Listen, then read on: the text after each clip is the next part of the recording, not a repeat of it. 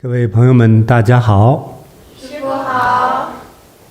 清明節就到了哈，這是一個很特別的日子啊，就是陰陽相通的日子，也是一個就像一個大樹的樹根哈。我們這個時候啊，就是我們整個家族的傳承啊，我們現在就是一個新鮮的小枝杈，一片新鮮的葉子。那我們要讓我們這個自己和未來茁壯成長、健康成長、興旺發達，還讓我們的子孫將來變得更加興旺的話，我們還要給我們的這個大樹呢，要澆水、施肥、培土、保養，要這樣才能夠讓這個家族的傳承大樹越長越興旺。對，所以這樣的一個祭祀祖先，懷着感恩、恭敬、愛的心那這樣一個特別的日子呢，所以在於中國人來說呢，都會去這個祭祀都會去上墳，這樣就是恭敬、感恩、緬懷我們的長輩我們的歷代的父母，還有感恩我們的整個祖先的整個傳承。懷着謙卑的心這是特別的重要的，所以就提醒大家去如果還沒有去的人，可是做好準備了這個再給大家傳達一點呢，就是一般人所認為呢，就是人死如燈滅，就好像死就死了，就沒有了。但是在我們發現，也不是非常刻意，就是你說死了，我們就說沒死。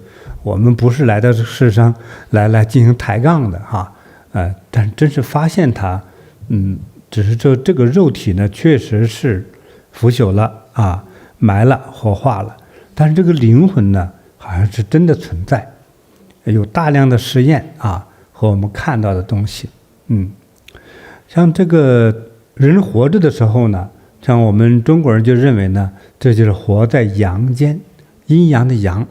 太陽的陽所以按照中國的這個陰陽哲學這個概念呢，陽呢就是明顯處，陰呢就在暗處，或者你眼睛看不到的這個部分。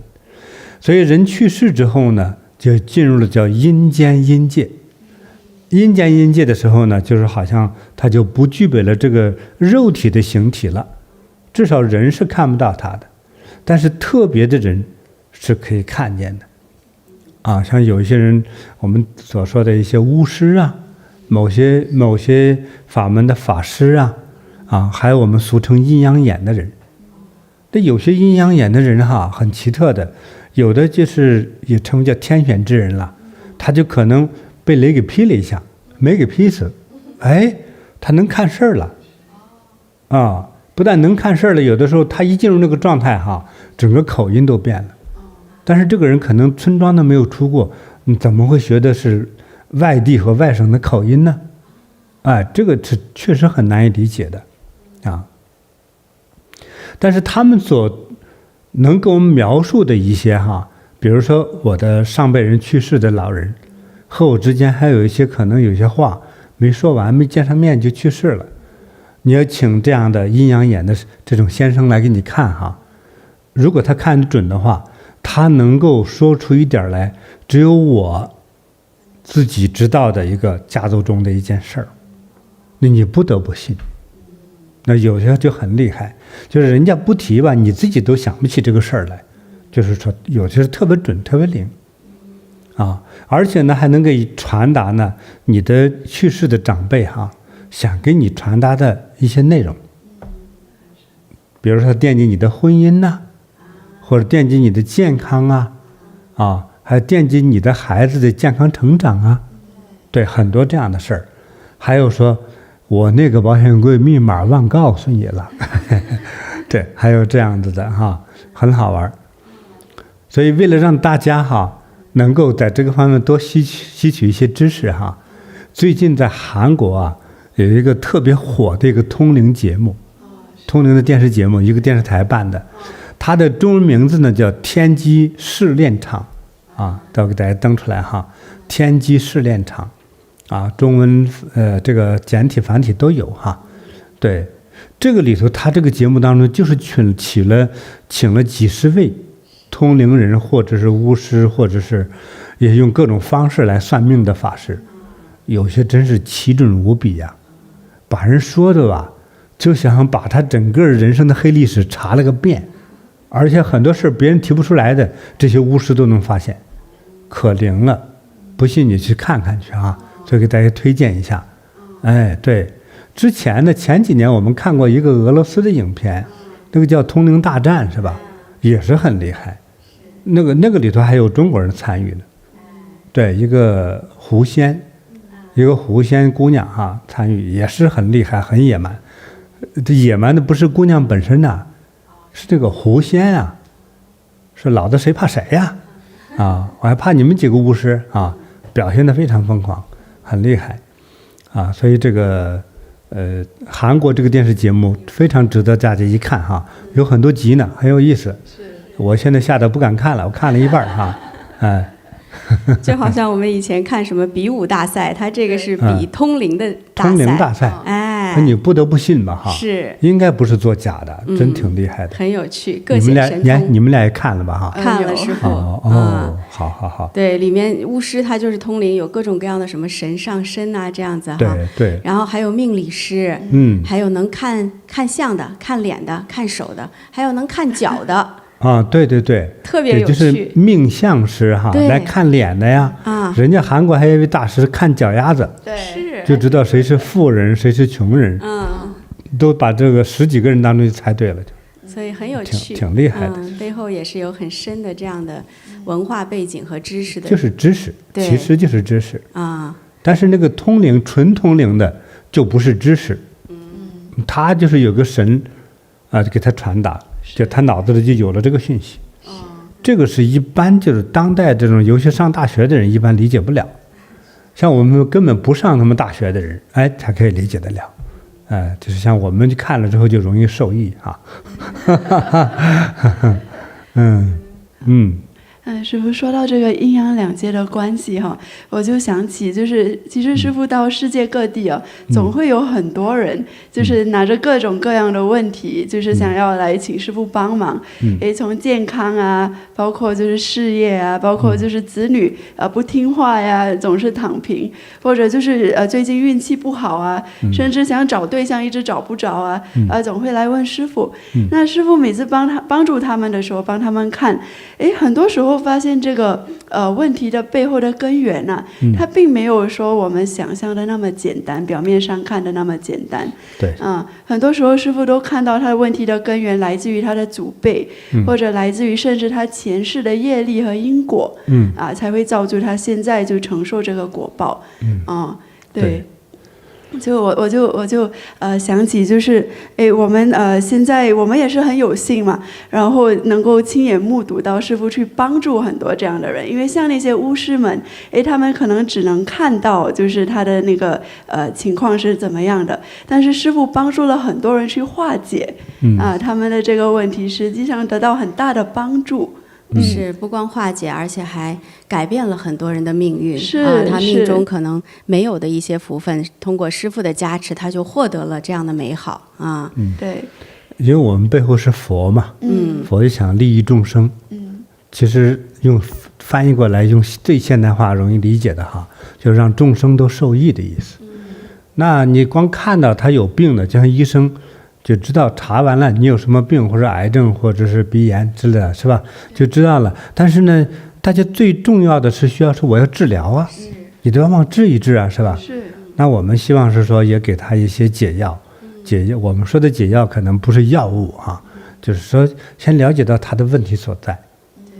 那有很多是一個因果的關係。啊，那因果關係之中非常複雜。但有的就是說他們家就是。過去一直是屬於殺生的，那有的呢就可能，你像我們看的，其中有2個家庭哈，那麼他們祖上呢，他們家自己知道的，都是某個朝代的大將軍，曾經在這個地區啊殺人無數，一殺幾十萬人，那其中有很多平民百姓、無辜百姓也是被無辜被殺，对，所以这個後代那個弄的這個身體哈，就是垮的不行，爛的不行。哎，他自己是醫生，醫生和醫院都治不了，沒有辦法。但是我們通過我們的方法之後，那我現在說的這兩家哈，這兩家的人就是病倒了，根本就沒法工作嘛，現在都能工作了。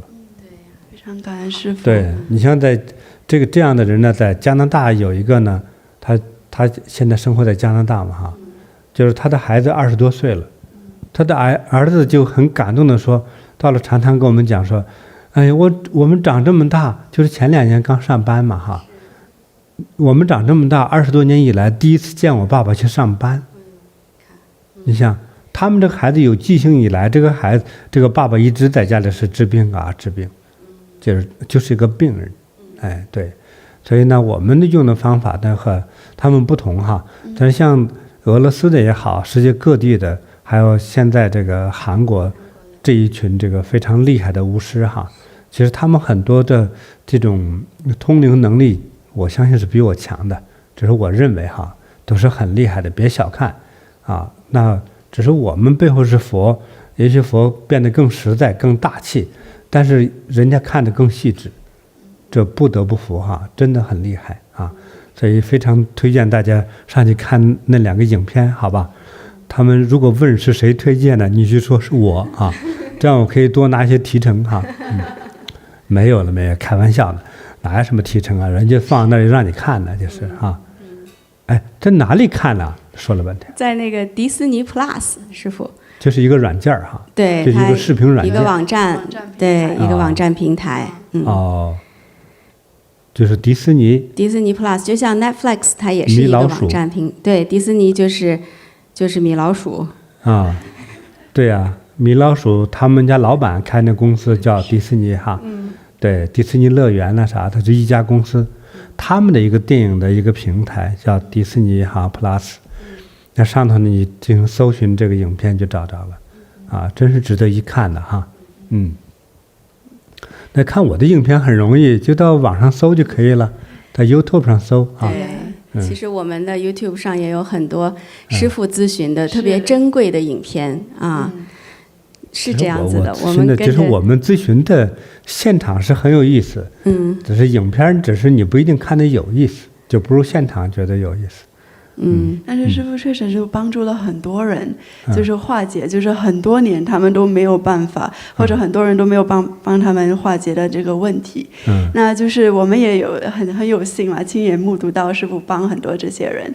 那也非常感恩師父很多這些案例呢，我們有一些拍成了影片，然後發布到我們 YouTube 平台上，然後淨土一宗師 YouTube 平台上，然後這個系列叫宗師看命相，最近我們有發布了3個新的這個視頻，那其中一個呢，我印象很深刻的哈，它的那個title 叫亡夫頻頻入夢，然後這個呢就是也是很淺顯易懂啦，就是她這個有個楊女士，當時她來找師父嘛，然後她就是就是跟她的丈夫一起生活了很多年，然後呢就是但很遺憾的是去年她的這個丈夫就往生了。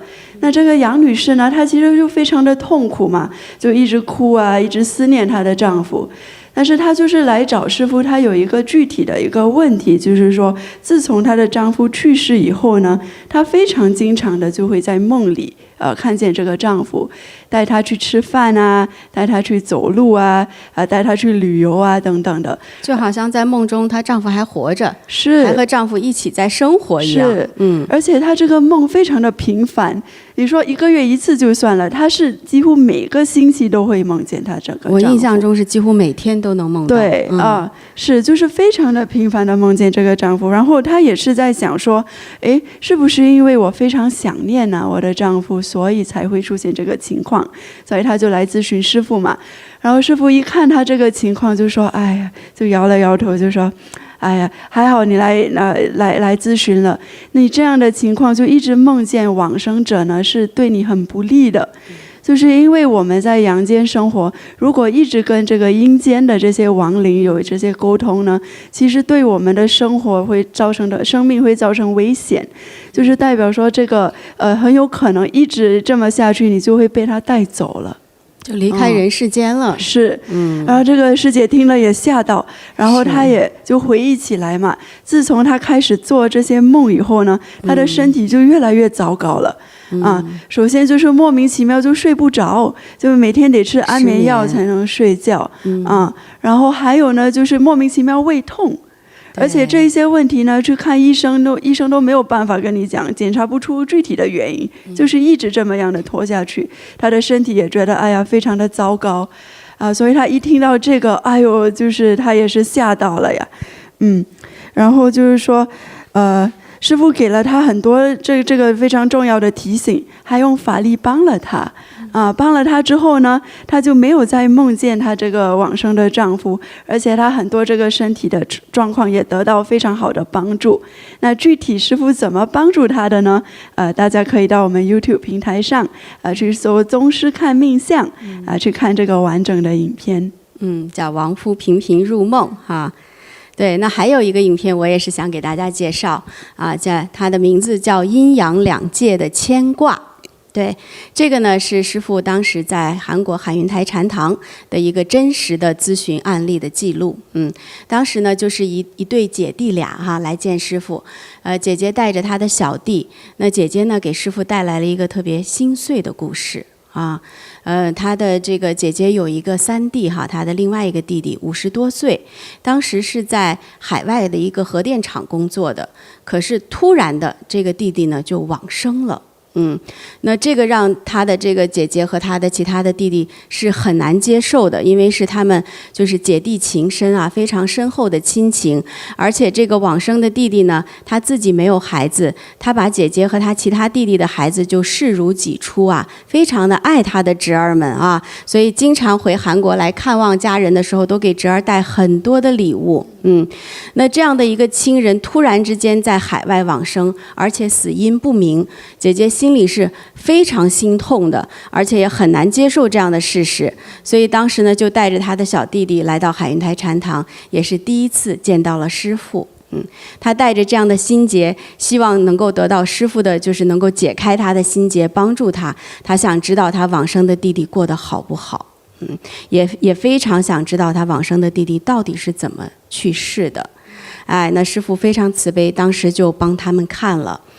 在看的過程中呢，師父就告訴了這位姐姐，就說你這個往生的三弟看來他是去到了一個天界的最高層，甚至是極樂世界。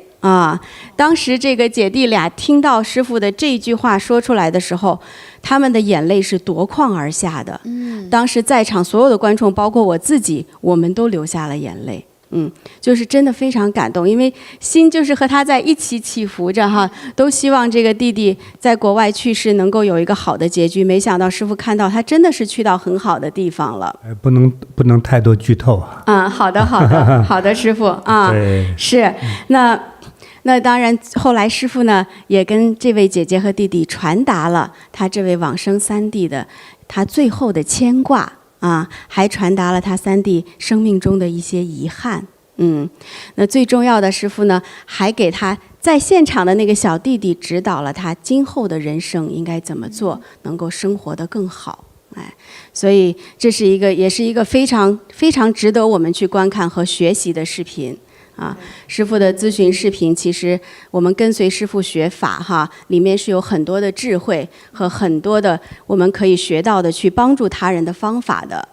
也希望我們所有的网友，我们的有缘的朋友们多去觀看這樣的視頻，多去學習，也非常感恩師父把它分享給大家。是所以這個世界這個大千世界挺神奇的是。首先我們開始知道有陰陽兩界對這個，所以對於這個我們已經往生的這個祖先親人朋友在關鍵的時候會有去祭典祭祀上墳，其實是非常重要的。那經常去祭祀祭典呢，尤其是在兩大節日的時候对，我覺得對我們自己啊，心靈也是安慰；對往生者來說，這更是更好的這個感恩啊和得到慰藉啊，還要使我們的這個和我們這個大樹的樹根哈產生更直白的這個關聯哈。對，就是讓這個樹呢能更茁壯的成長。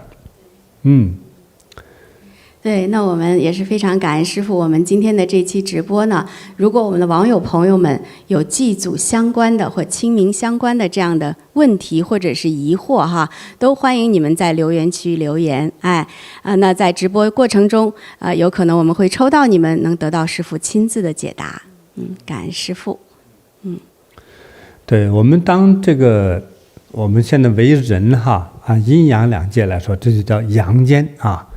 去世之後叫陰間哈。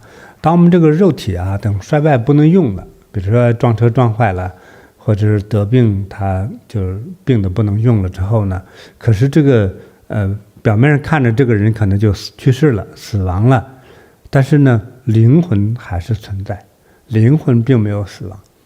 所以這個有沒有靈魂這概念呢？我相信大家一直是有一種這個可能兩面看哈，也有人說相信可能有，也可能沒有，但是我們相信是真的存在的啊。所以像有一些特別的人士呢，他就天生或者因為得病之後就具有了這樣的陰陽眼啊。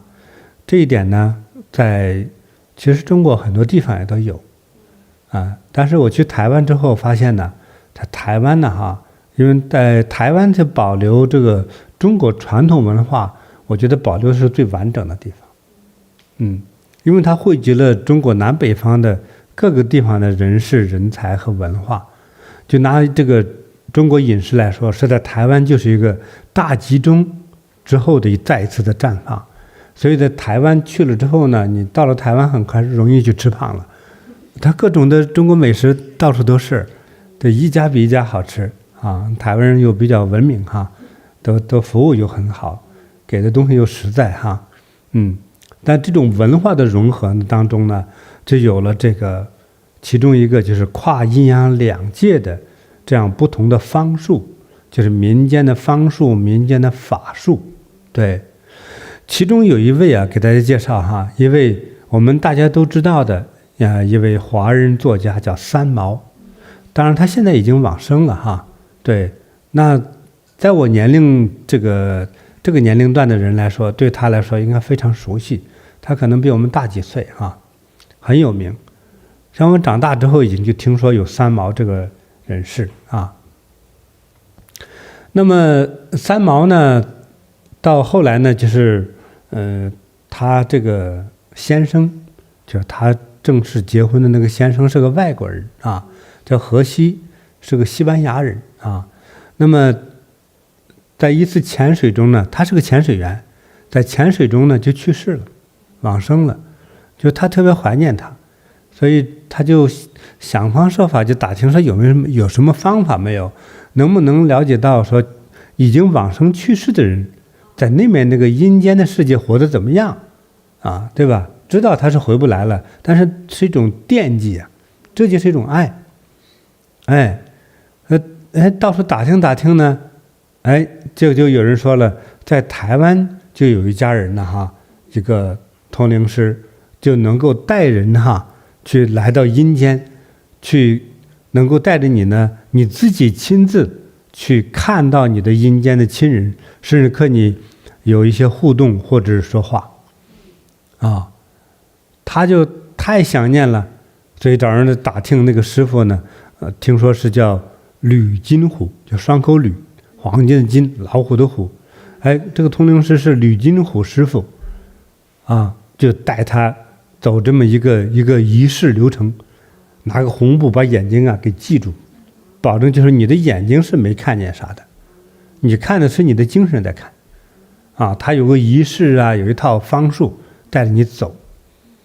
可是呢，這個三毛呢，一下就很快就被引導着帶進去了。等帶進去之後呢，沒有看到她的丈夫荷西啊。據說呢，這個荷西呢，在那邊能看到，他看到的是他自己的長輩，比如說他的这個已經去世的這個外婆，他看到一個是外婆，就是姥姥，第二個呢是他的義父，也是他的乾爹，也是一位作家啊。對，他還問他這個義父，還問他姥姥說：“哎，我丈夫荷西呢？沒和你們在一塊兒啊？”他們想了想，怎麼回答呢？說這樣，他在另外一個空間，和我們不是一個天。後來我就理解這個是咋回事呢？是這個荷西啊，他們家信天主教的，對，所以那個天主教的人士去世之後呢，在天界來說是另外一個地方，那和中國傳統文化的人去的地方還不一樣，所以他就沒見到荷西，就給他外婆和他的義父聊了半天，對，聊了一些在那邊的一些事兒哈，比如他義父呢就一直囑咐他說：“你呀，這不是你先生去世了嗎？你趕快再給我結婚啊，再找男朋友結婚啊！你一定完成這個事兒哈！你最好是在多少歲呢？在45歲左右，你最好把這個事兒給我完成了，那是最好了，不能超過47歲哈！要結婚了哈，記住哈！哎，好了，記住了。那他外婆呢？你見他特別開心，我給你煮麵條吃哈！對，你看這種互動很複雜，其實是啊。我們說的內容很簡單，但是人和已經去世的人在溝通啊，你看到這麼多細節啊，所以外婆擔心他的健康，通常外婆都是這樣擔心他的外孫女嘛哈，健康問題，好好吃飯，多吃麵條啊。其實你覺得麵條還有其他寓意嗎？長壽麵嘛，長壽，要想長壽，多吃麵條，知道了哈。所以這個外婆就是說，你要想長壽，就得多吃麵條，其中還有這個含義，注意健康。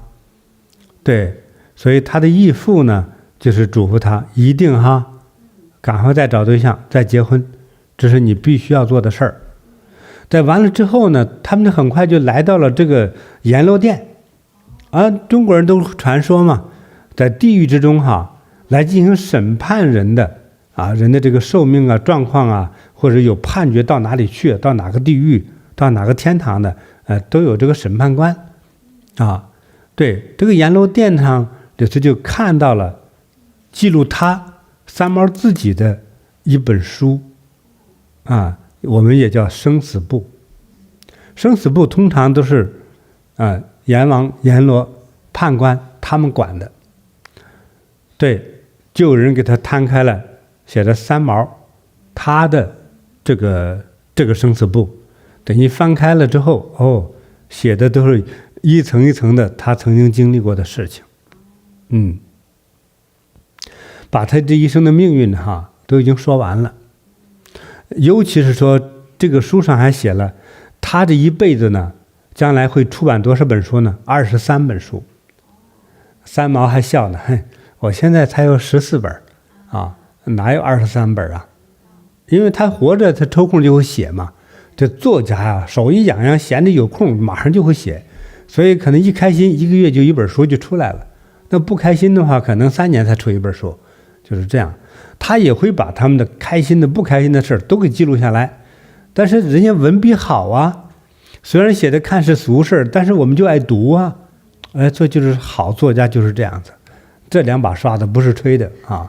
對，他就繼續往下翻啊，所以他每一頁就代表他這個1歲。對，翻到36歲那一頁，也36頁的時候，上面就直接寫了2個大字喪夫啊。喪夫就是丈夫去世啊，她丈夫去世就是在她36歲的時候，就是你說這個，當然這個時候她來看丈夫已經死了，對。等她又繼續翻，等翻到第45歲的時候，看這個頁面上呢有一朵花，這個開着紅色的花瓣，白色的花蕊，奇怪吧哈，紅色的花瓣，白色的花蕊。而他到地獄之後呢，還碰到了像觀音菩薩這樣的一種感覺，總是菩薩飄到他眼前給他說話啊。菩薩給他的啟示呢，說這朵花哈，代表那一年你應該結婚應該結婚，關鍵是這個意思。但是當時三毛自己呢，再往下看的時候啊，他心裡想着我不結婚，我要忠誠，我去世的這個荷西啊，所以我就守寡守下去，我才不再嫁人。但是觀音菩薩呢，已經發現他這個想法，就說呀，說這是個劫難，45歲的時候是個劫難。如果你在45歲這一年，如果你的愛情開花就有了愛情嘛，結果就要結婚。如果有了開花結果，後面你事兒就順利了。說這一關哈要過，你說是個結個婚的事兒，是不是啊？對於三毛來說是一關，你要過，希望你好好通過去啊，要開花結果啊，請你記住。周敦看完之後，哎，就啥也看不見了，什麼都沒有了，哎，這個通靈就結束了。好玩吧哈？对，請記住哈，這個大師叫做呂金虎，哎，他這種行為呢，在台灣叫做觀落陰，不是觀音，是觀落陰，啊，觀落陰可能和觀音菩薩沒啥關係啊，他是個陰陽法師哈，不知道現在還在不在啊？他帶很多人看過，非常著名。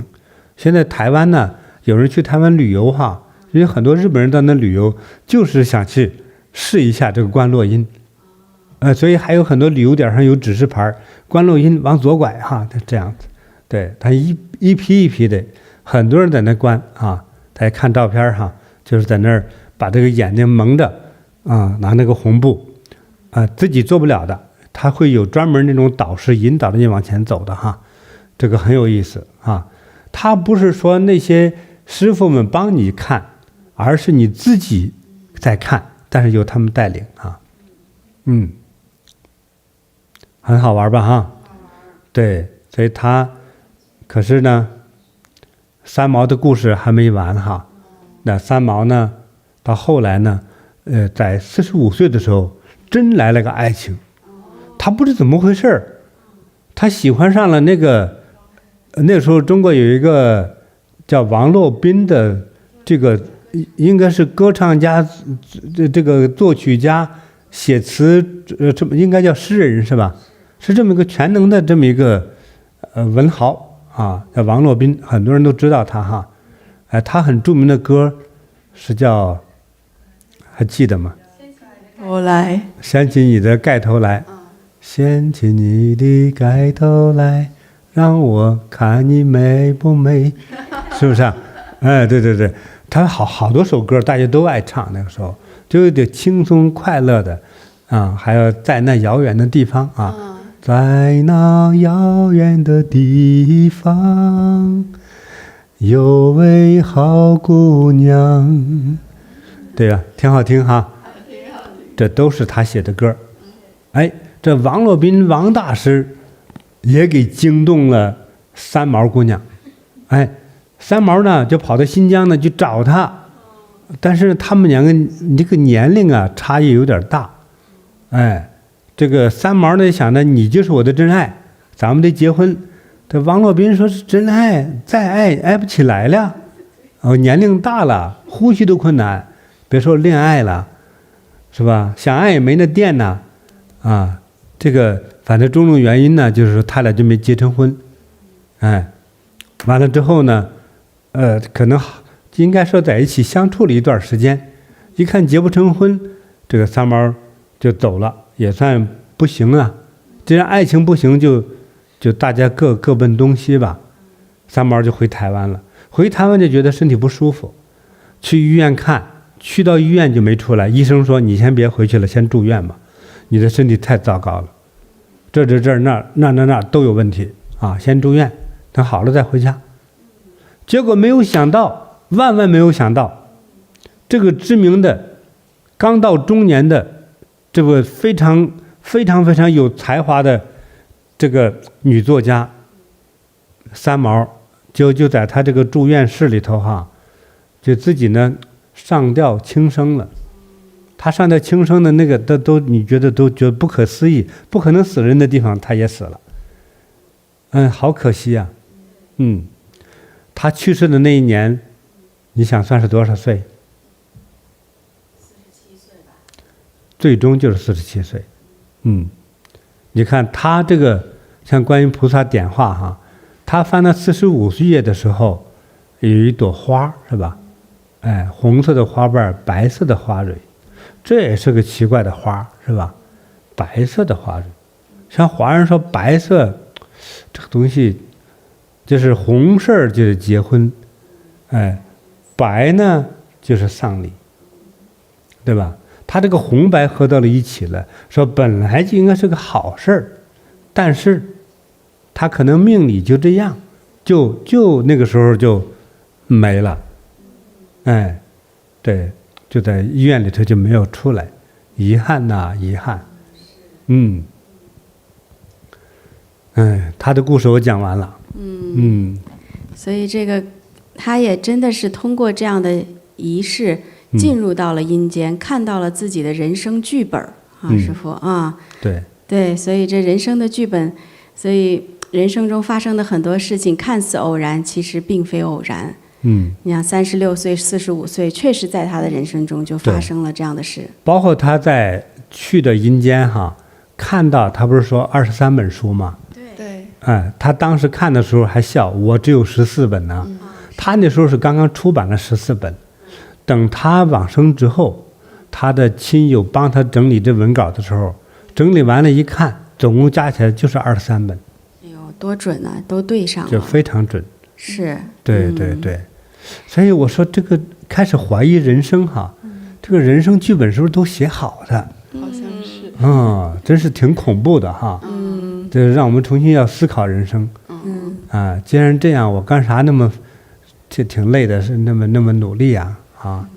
對不對？每個人都可能會這麼想，對不對？比如說我天生富貴，我誰還努力？對不對？說我天生貧窮呢，既然貧窮是注定的，我幹嘛努力？所以總給自己一個說法，是吧？總給至少一種新的啟發。所以我們看這個人世間的這一個不同的視角哈，來看一下人生我就增加一點思考，也是挺有意思的事情。有意思。是。那師父就是說到跟往生親人之間的溝通啊，我們有一位網友叫小東，他也給我們寫了一封信。他說師父好，在我很小的時候呢，我的爺爺和奶奶就不在了。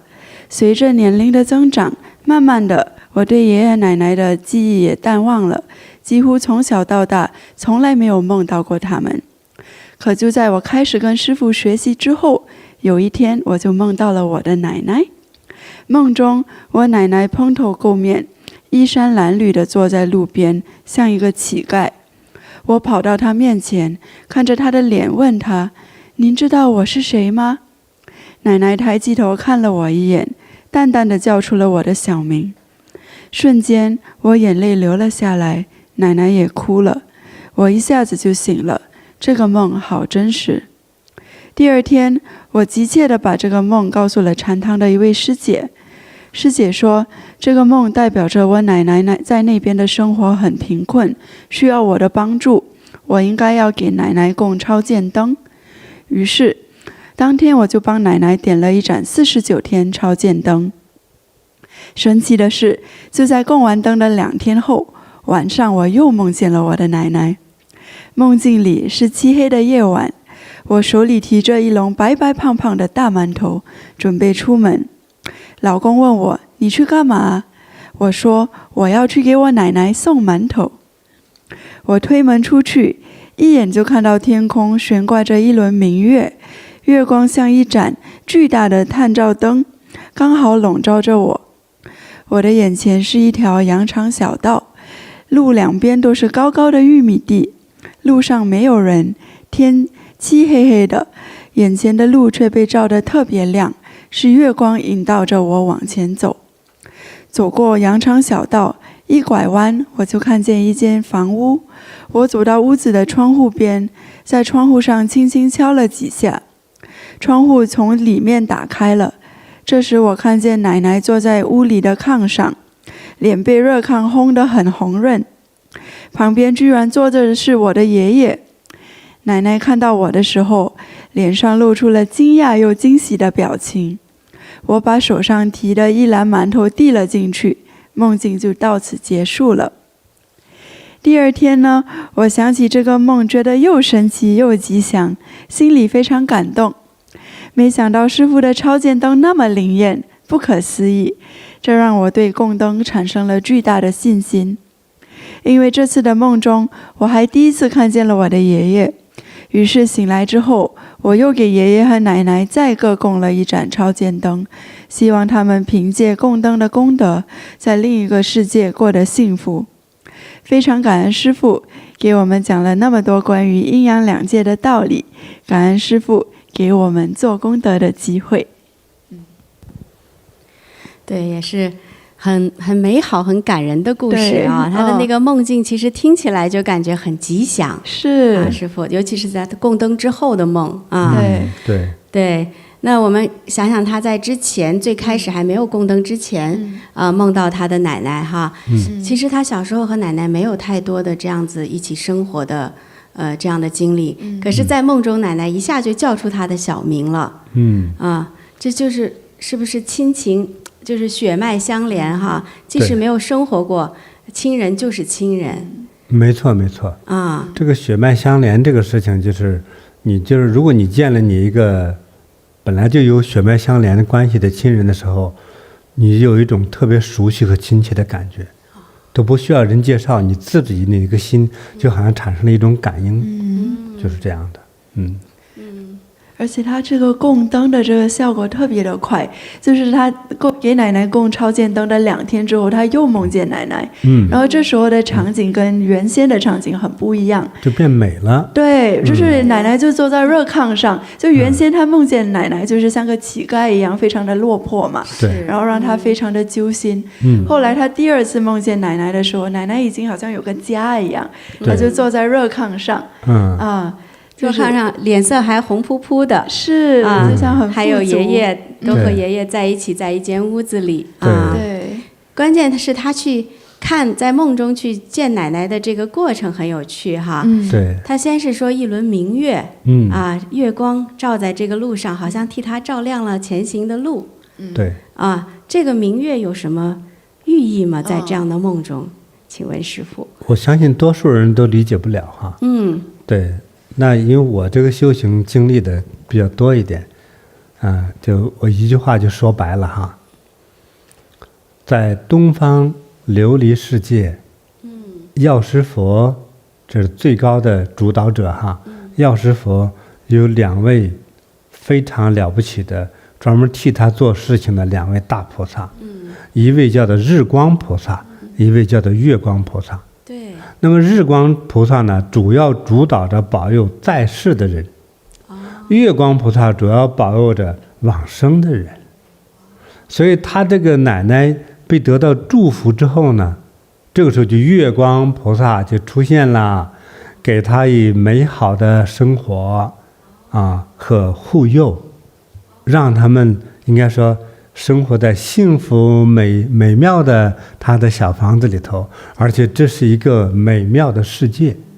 那一輪巨大的明月那樣的那個世界就已經不是地球了，但是也不能弄得太怪，太怪了之後人類在看到這個場景的時候會就害怕，所以的話給你一個熟悉的這個樣子，這樣的一個世界。應該說他們到了東方琉璃淨土的極樂世界。真好，對，太感恩師父了。這裡還有點呢，看你們想到了沒有？就是他有一個細節哈，師父，他去看爺爺奶奶的時候，他是從窗戶上看到了奶奶，然後他敲了敲窗戶，对，然後奶奶把窗戶打開，他為啥不敲門呢？對呀，正常你是從門進去的呀，為什麼呀，師父？我們就說，不管是極樂世界，還是地獄，是吧？但是你這個人呢？你是在人世間，在地球上的，所以那個世界你不可以融進去。你現在哪怕是在夢中，你也不能進去，所以他只敲窗戶，隔窗相望，之後就退回來了。但是如果推門進去的話，就融為一體的話，那麼世間的這個人說不定就回不來了。真可怕。對，他回不來的話，就代表已經去世了。到時候會留下來一具屍體。他在雖然是夢中，他是在窗戶裡隔窗隔牆相望，這樣一醒過來就是還是回到各自的世界。這多好呀！真的，對，所以你說之前那個我們在溫哥華看到那位楊女士哈，是她這個先生呢，雖然剛死不久，幾乎天天來看她。對，她經常一回頭就看着，哎，之前老爺子還坐那個地方，他還坐那兒了。她說我沒有眼花，我真看他坐那兒了，甚至呼吸聲感覺還都在呀，啊，他不是怕，他親切感。他一點都不怕呀，我們一起生活40年了，我怕啥呀？对，那種熟悉的感覺。但是我一看他臉呢，一股陰氣籠罩着，那再下去就完了。我說你先生有沒有想帶你走啊？是啊，說給我買好車票，我們一起去走了。我說你現在就想你走不走？我就問他，我還沒活夠，我還不想走。我說那你這個意念就堅定下來，我才可以幫你。我这是在人世間說你走也是一種選擇，那不走也是一種選擇。你現在沒有這麼大的病，那不走的話，只是說你先生這個靈魂總是來思念你哈，來陪伴你。但是如果你在這樣的狀態下持續下去，就有可能會被帶走，所以我才幫他留下來，就是這樣才留下來了。所以等把這個事處理完了之後，他那個氣色一下變得亮起來了，就是因為他那個陰氣被驅散了。是，對。是不是救了他的命啊？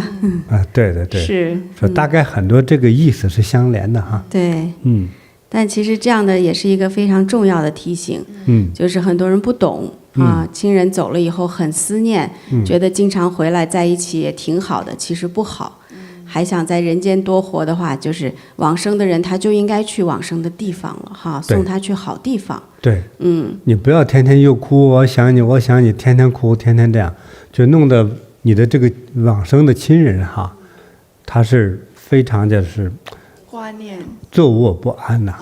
最後他的靈魂還來陪你，就像電影中人鬼情未了，他來擁抱你，你也感覺不到，但是你總去思念，你又哭又鬧的，他就放心不下，總是在你這個屋子陪着，但是最終你也容易走掉。因為這種感覺是特別像那個紅樓夢中那個林黛玉的感覺，天天又哭又鬧，又哭又鬧，就是尋死覓活的，最後就真的走了。對，他和某個亡靈結合起來就壞了。對，所以我們想真正幫助我們這些往生的親人，應該在佛前為他們做超度、超薦，對，讓佛去接引他們到更好的就是極樂世界。對，這對他們、對我們的後代也是更好。就是親人往生之後哈，就是我們活着的人一定明白這個道理。這個世界哈，它就是不斷的這個循環、循回的概念，就是說，你只要有出生，就會有死亡。這個時候你的肉體呢，就在這裡就廢掉了，這用過的一個東西，它就不能再用了，已經報廢了。但是說你的靈魂繼續活着，就像一個長長的線條。那在人世間呢，只是其中一小段而已，所以要懂得這個概念，這樣的話你就不至於天天的牽掛的哭泣啊、念叨啊哈。這樣首先一個對你活着的人不好，那麼對於已經去世往生的人也不好，他的兩頭都不安啊。所以的話，大家注意這一點哈，哎，要節哀，來看懂這個概念啊，對，不要總是在那念叨和哭泣。感恩師父，那也溫馨提醒一下我們網友們，就是我們明天呢就是清明節的正日子了，然後清明節也是我們祭祀跟緬懷祖先的一個最重要的節日了，那也非常感恩師父，就是今年在菩提傳修學院網站上，為所有有緣網友們都開了這個清明祭祖功德項目，那我們的超薦燈呢，一盞從每斤1塊錢起。真的是每個人都能夠點得起的。然後就是如果說想為冤親債主啊、英靈、歷代祖先跟累世父母點這個超薦燈呢，也是就是這個每斤18塊錢一盞非常感恩師父。然後還有就是如果想報名祭祀套裝，現在我們有這個銀寶山、金寶山和金銀寶山套裝，還能額外添購這個寒衣跟別墅套裝。現在就是已經是最後的那個報名時刻了，所以大家要抓緊機會，為我們的祖先做功德。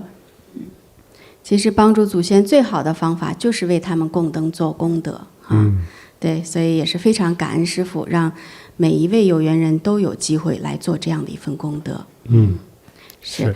那同時呢，我們之前也有推出過這個東方琉璃世界的永久居住證。对。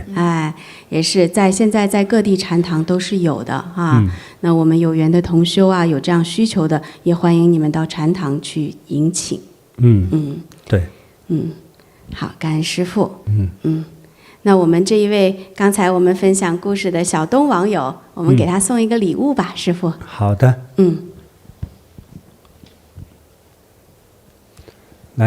來個大漂亮啊！這是一個特別知名的猴子耶，師父。對，現在是網紅哦。怎麼網紅呢？說說看。對，師父給他起名叫阿樂。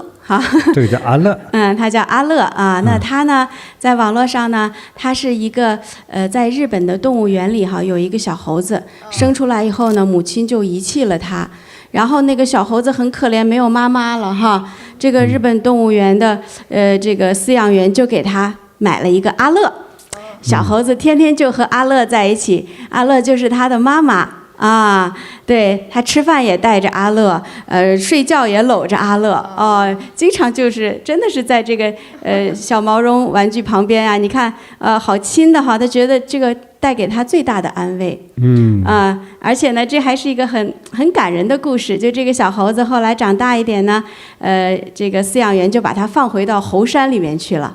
他剛開始進猴山的時候，被其他的猴子打呀，因為人都不接受他，每一次被打他就趕快跑回去找他的阿樂媽媽。在阿樂媽媽旁邊蹭一蹭，找回勇气。你看在這個視頻裡，這猴子欺負他，哎呦呲回去了。你看，趕快找到他的這個阿樂媽媽了，然後抱着。然後他就尋求一種安慰和鼓勵然後過一陣子之後呢，他會再鼓起勇氣，再回到這個猴群裡面去，再一次的去融入。那現在呢，就聽說這個小猴子已經得到了這個猴群裡很多善良的猴子的接受了，大猴子都開始給他就是抓毛撓癢癢了，說這個在猴群裡面是最高的禮儀，就說明他們覺得他是自己人了。你看，這給他梳理毛髮呢。這小猴子叫 Punch 所以因為這小猴子的這個感人的故事，這阿樂也出名了。對，好溫馨哦。對，現在阿樂在這裡對。所以今天師父把阿樂送給我們的這個小東網友，哎呦，太幸福了，太幸福了。好，祝小東幸福啊！好的，感恩師父。那師父啊，那也是最近確實這個清明節、清明祭嘛很多我們的網友朋友啊都會去上山祭祖上墳那我們也在新聞上看到了不少跟上墳相關的一些奇特的事件也想在這裡跟師父和網友們分享一下好。對，其中有一則呢，就是有一位先生，他是開着可能我們現在很新的這種特斯拉的車出門，電車這個電車上都有很精密的雷達系統。對，它雷達自動就是打開的嘛是一個顯示屏。那他這位先生開着這個車呢，走到這個墓地之後呢，周圍是沒有人的，他一大早就去了。他怎麼開到那兒，車停下來，忽然從他的雷達監視系統上發現很多人影，還有走路的行人，還有騎着自行車的人。他揉眼睛，一覺得不會看錯了吧，在周圍四處看一下，確實只有墓地，沒有人可是這個雷達上監測的這些走動的人和騎自行車的人，到底是真是假呢？另一個世界，這個很難理解這個真的是很有趣我就在想，要是我在那兒，哎呦，會不會害怕呀？我肯定抱着師父的經書，我還要接着去上墳的。一般是沒事的是。那還有一則新聞也是最近在各大網站上都有發布，是來自馬來西亞的对，馬來西亞呢有一個來自檳城的男性哈，他叫葉進財，他也就是在周六3月28號，他獨自呢去上山也去祭祖哈，也是一個孝子了。他呢就在墳前開始燒祭品，燒這些紙錢吶，燒着燒着呢，也一不小心這個火星四濺，就把周圍的一些枯草就點燃了。點燃之後，這個火勢越來越大，哎呦，最後消防隊就來了，就大家忙活了一通啊，總算把這個火也滅了。那這個葉先生呢，他也就完成了他的這個祭拜儀式，也是疲勞也很累了呀哈，本來去祭祖的，最後搞出了一場火災來。後來他就想，那我就把這東西收拾收拾，就回家嘛。那他就拎着他的這些祭祀品呢，他就打算回去的時候呢，當時他們的祖先的墳墓是在半山腰的，所以他要走回他的来的那個路，他要爬坡，他再爬回去，這樣子哈，才能爬到公路上。他就在往回爬的時候，爬到一半啊，他覺得好累啊，他就坐下來了。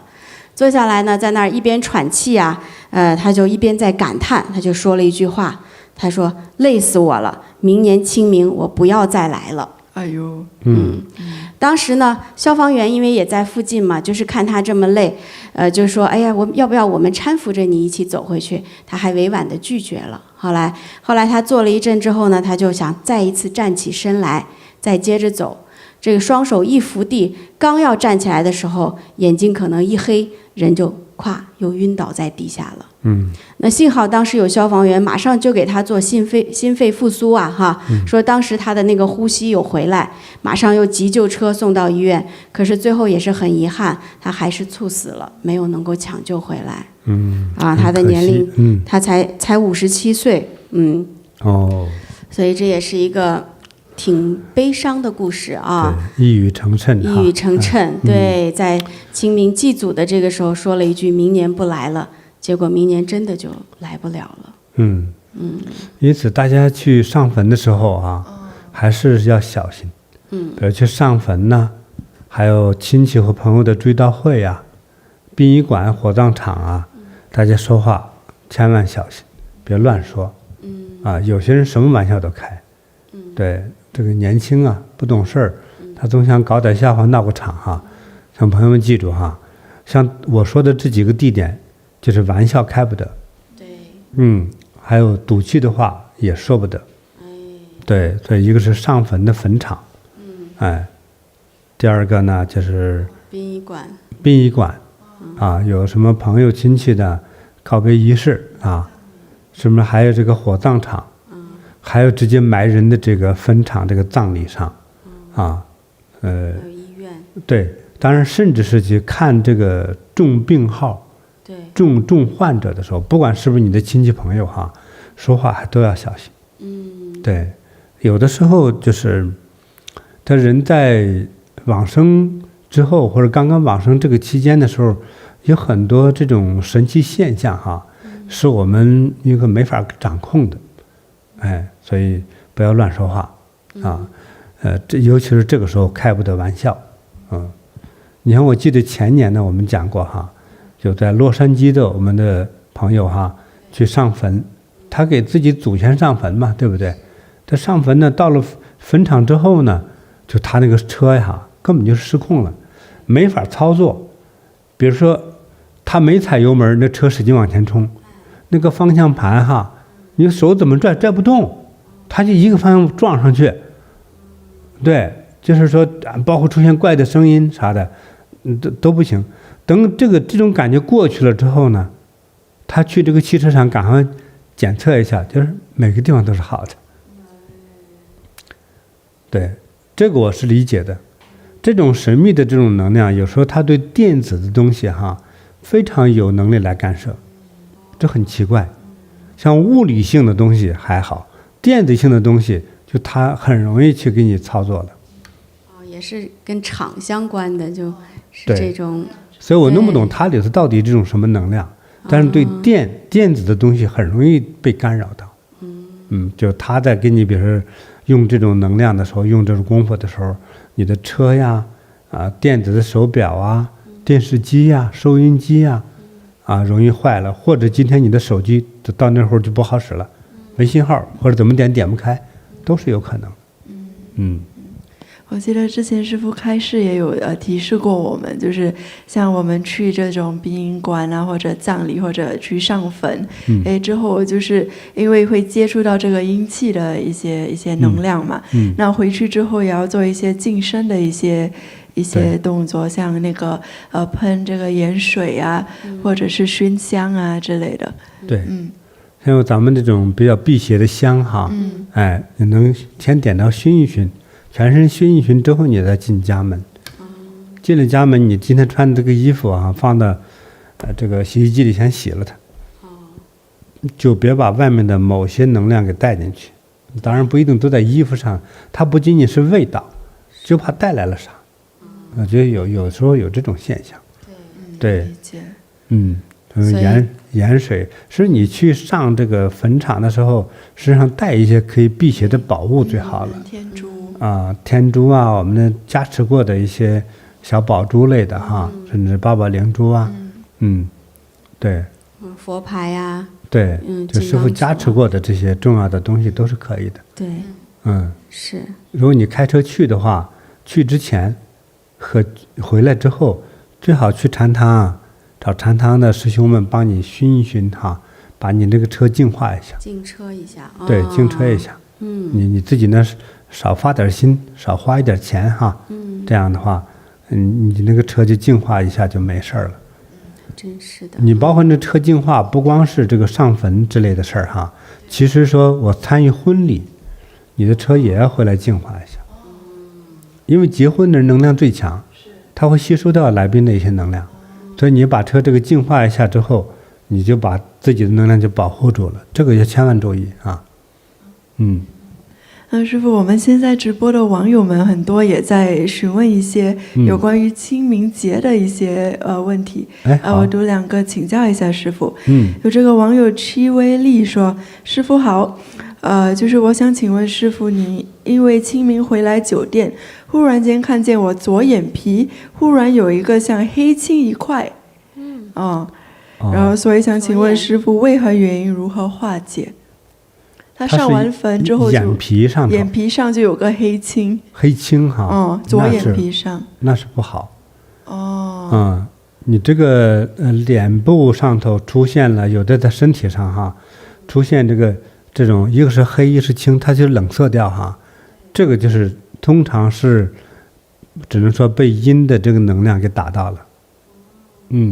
那又是在眼睛上呢，這個最不利的東西是對你的孩子。就是這樣，它對應的是孩子不好，會有這個邪氣會傷到孩子。那師父他想請問師父如何化解呢？化解啊，如果最直白的化解啊，去點燈，去到禪堂點燈，你那沒有禪堂上網上，禪修學院有點燈，消這個災，你可以把你寫這個願望要寫上去，都可以，有些發現就像打了一下似的那種那個發青哈，有時在身體上，上完墳之後或者去到什麼殯儀館告別儀式之後回來，有的是身體某些部位上會出現這個淤青的這個感覺，也一個道理要避這個邪氣。感恩師父。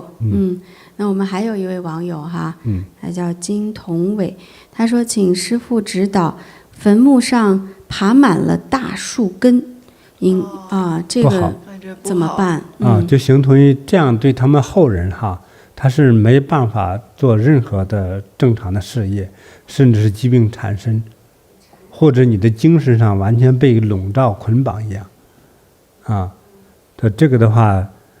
一個是可以拍照發過來給我們看看哈，再給你詳細指導。但是通常有很多這個大樹，因為歷史的原因種了樹哈，到了一定程度呢，這個很多這個樹根把你的墳都給纏繞了，它就在吃墳的這個部分，最好找當地的這個風水師哈，看看幫着處理一下。我不要去盲目說，這個因為關係到你家的。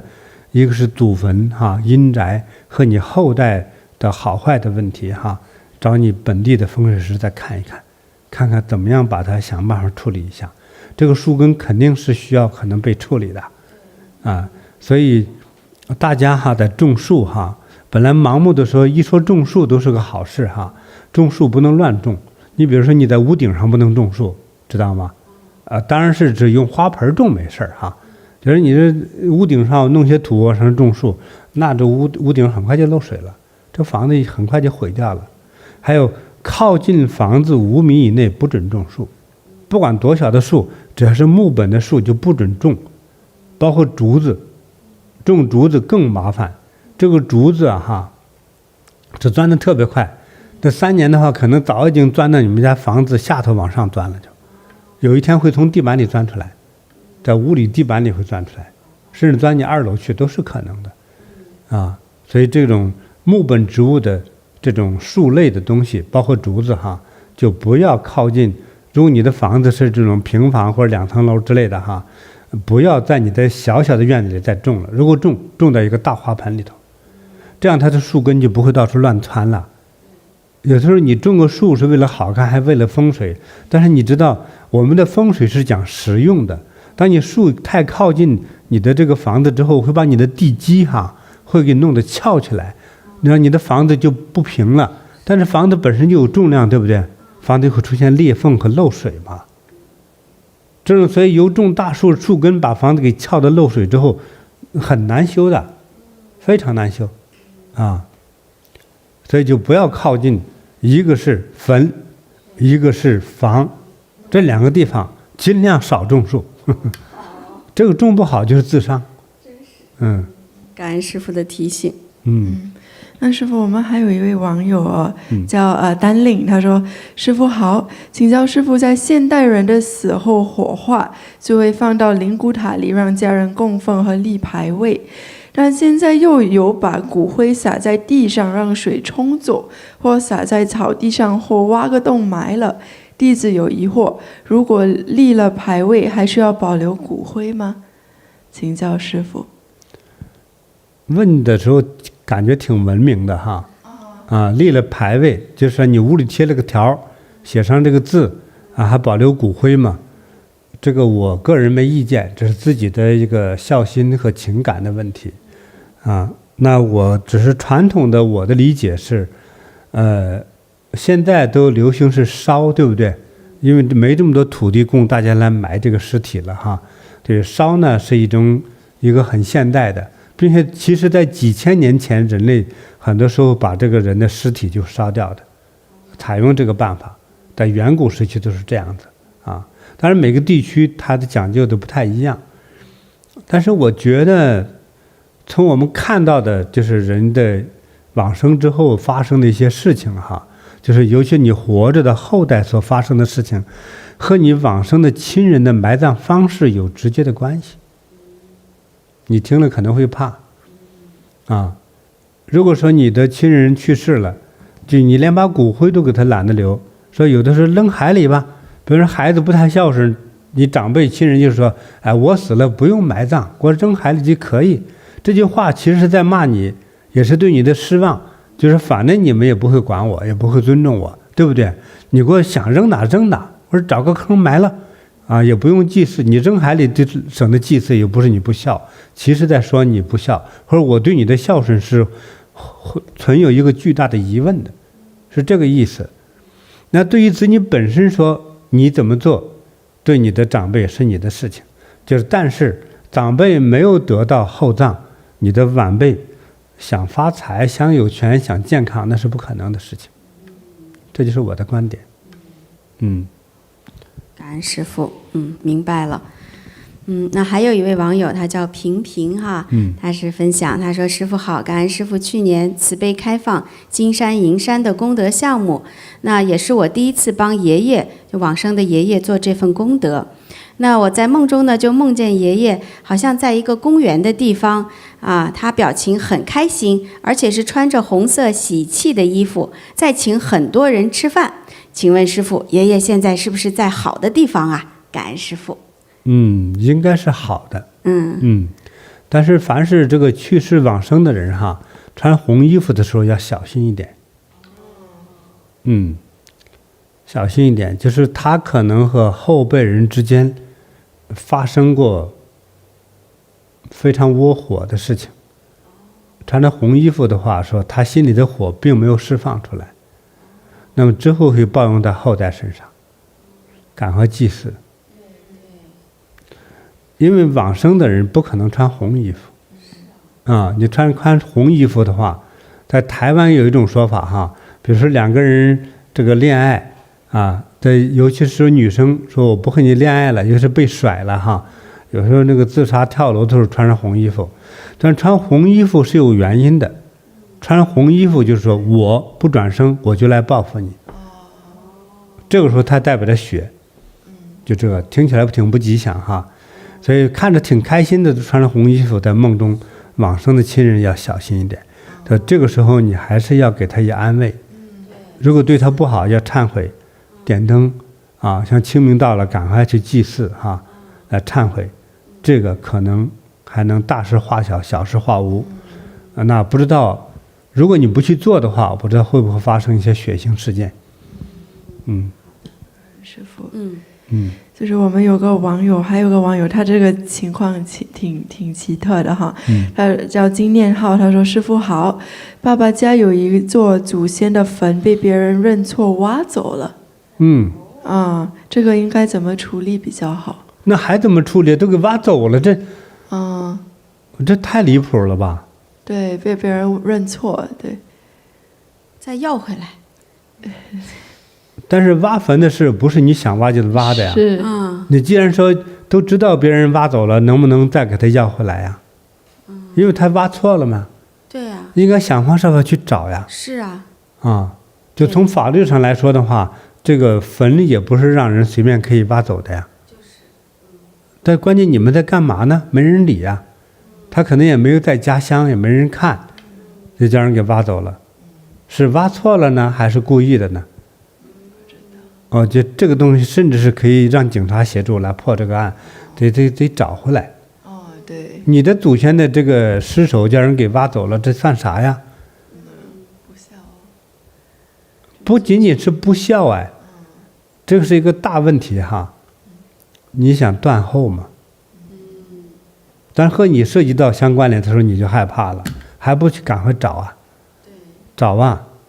就是為什麼在過去戰爭之中哈，比如說有人被這個戰馬3軍已經踏如肉泥了，還想方設法，哪怕一塊肉得找回來也得，再拿衣服、帽子、鞋子。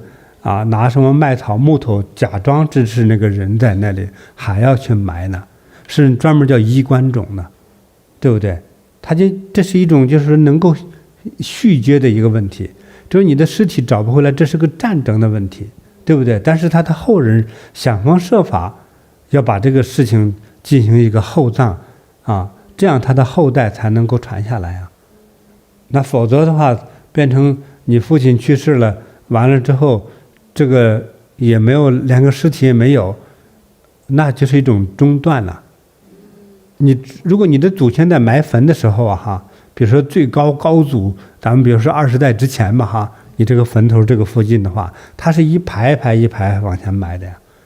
你到了有一代，你這一支，比如說你父親、你爺爺這一支上，你就這個墳這是空了之後，會出現叫做斷，是這個意思。就像那個樹根。如果從中間給你挖斷了一截的話，後頭的樹根不就斷開了嗎？就死了嗎？至少和你家這棵大樹沒關係了。對，這樣是要小心的。得趕快去找吧。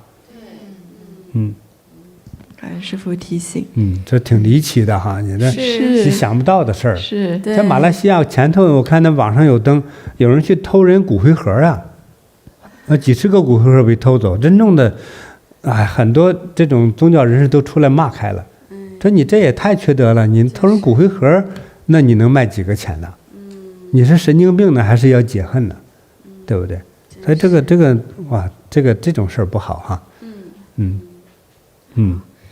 那還有一位網友他叫 Royal Azure，他說：“我想請問師父，在清明節如果正好是我的本命年，是不是不宜去掃墓？”感恩師父。就他自己有这种说法嗎？我沒有聽過。你本命年連墓都不掃了，那你想幹啥呢？就是啊，越是本命年啊，你掃墓是祭祖的事情。你到了本命年，你膽小下沉了，連祭祀祖宗上個墳你都不去的話，你那不是招災嗎？對呀，反而是要去的呀。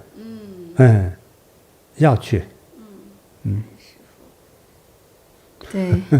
就是大家也不懂的時候，這個腦筋轉不過彎來。還有一個問題哈，這個易靜，他說：“師父好，我的婆婆有2任丈夫，婆婆去世後，埋到哪一邊比較合適？”由婆婆決定。哦。因為她如果還在嘛，再和婆婆聊聊天，錄個音啊，下來之後說，就是問問這句話，是吧？前後2段婚姻，你要跟誰？我幫我們的網友提供一個判斷哈，前頭2任丈夫第1任是去世了嗎？是不是？如果沒去世是離婚的話呢，人家有沒有再續房，有沒有再結婚？如果有再結婚的話，我看第1任就不用考慮。如果是沒有結婚，是第1任是去世的，你這要考慮啊。那麼第2任這個丈夫如果也沒有其他房事，沒有妻子的話，沒有額外的妻子的話，這個還看你自己的意願啊。你覺得跟誰更牢靠一點？還有一個再提供的一個建議呢，就是說你的孩子姓啥？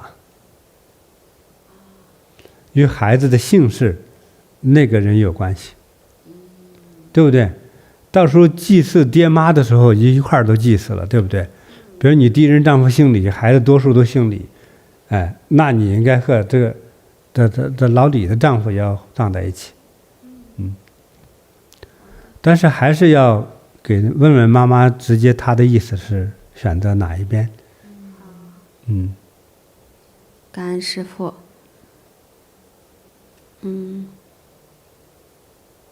再看大家的留言哈。對，留言蠻多的。對，這類事情其實挺不太容易諮詢解答的，多數人是不太懂。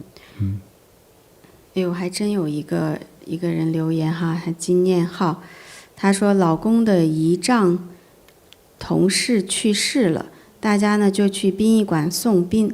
那他姨丈在殯儀館嘮嘮叨叨一句說：“哎，不知道以後自己會不會有這樣的待遇。”結果過了幾個月，姨丈就半夜一睡不醒，醫生說是心臟病猝死。真是一語成讖了對，所以別去亂說話。真是在殯儀館亂說話。對，那殯儀館那不是一個好惹的地方。還是要保持恭敬心。對，還是別那麼，但他也挺自卑的，也是。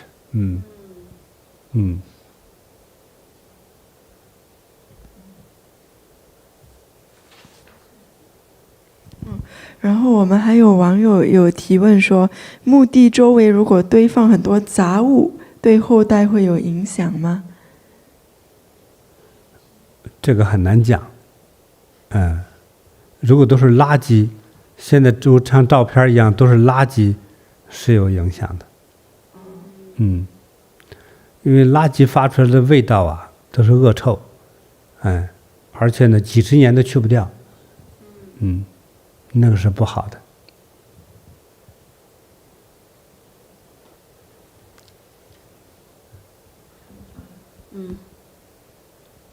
行，那問題先是差不多了，師父，可能大家還在繼續留言，我們一會兒有的話再跟師父匯報。可以，可以。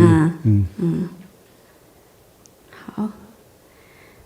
那之前我記着師父有給我們講過一個馬來西亞的一個故事，也是一個讓我們印象很深刻的啊。對。今天想請師父也為網友們也為大家再講一講，好嗎？好的。我講一個馬來西亞一個先生叫魏嘟嘟哈，這個名字比較容易記哈。對，這個人是個富二代，挺富有的啊。那有一天呢，之前我並不認識他，當時我在馬來西亞的時候，有一天呢，有人介紹有個叫魏嘟嘟的一個富人有麻煩來問我，我說可以啊，那就見見吧。他這個太太呢這個剛剛去世不久，啊，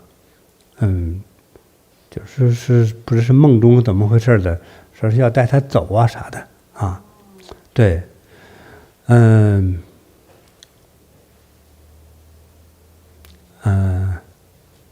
我再想想哈，对，当時那個場景，他太太怎麼去世的呀？心臟病，哦，就是像心梗吧，心肌梗塞類的，對，他們那個當時呢就是，對了，這個婦人呢挺有意思，他家都雇着傭人哈，但是呢，就是有一天他太太就是悶得慌，覺得心裡有點悶啊，這麼着，咱們像是兜風一樣的，咱們去買菜啊，逛逛街啊，走，老公開車，等坐上車開了不久之後呢，這太太說不行，這個心臟，這個胸啊，這個很不舒服啊，哎，那他因為經常有點不舒服嘛，等一稍微有點嚴重了之後，這種感覺，這個嘟嘟就說呢，這樣太太你別急，不用怕，咱們直接別買菜了，咱們上醫院。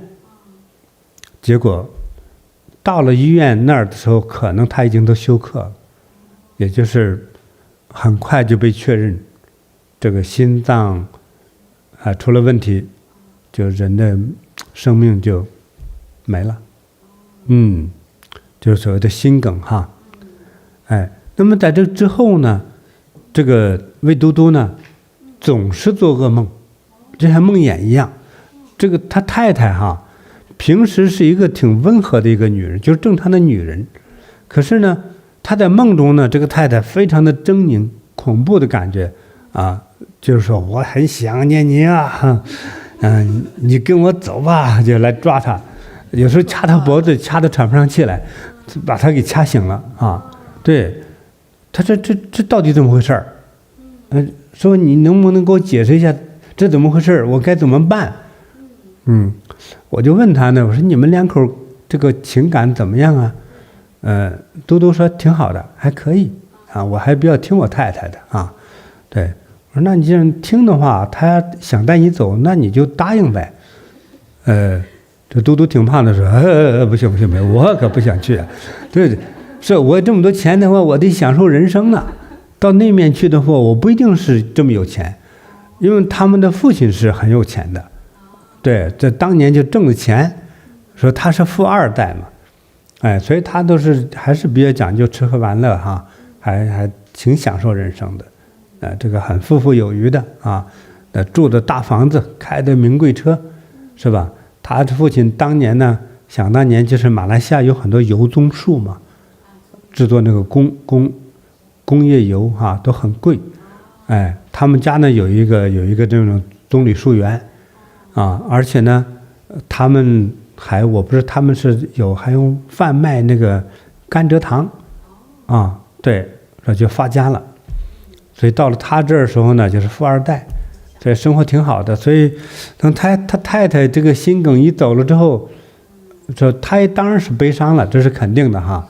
但是他也不想這麼早就走呀，哎，說我還想活着，我說你想活着，你這個身上的陰氣太重了，那我覺得還是有問題在裡頭，啊，我覺得不簡單，那我就看到不簡單的時候，我就自動就閉上眼睛，我說幫你再深入看一下，啊，那我在閉上眼睛之後，很快就發現呢，就是嘟嘟的父母哈，就是往生的父母哈，都瞪着眼珠子。使劲又着急啊，瞪眼着，然後这個急死我們了，呼吸很困難啊。對，這些不孝子，哎，我說你父母親有沒有問題啊？他說都走了呀，就走了才有問題，你們弄了啥呀？啊，他說這個應該問題不大呀。我說怎麼個問題不大？你給我說說看。他就講了他的爸爸的發家史。啊，這是變成一個巨富，變成一個巨富呢，其實人也挺聰明，也挺文明的。他知道說他有幾個孩子嘛，嘟嘟是他其中一個啊。哎，到走的時候提前呢，人家這個遺產分配啊，做的都挺好，都找了律師啊。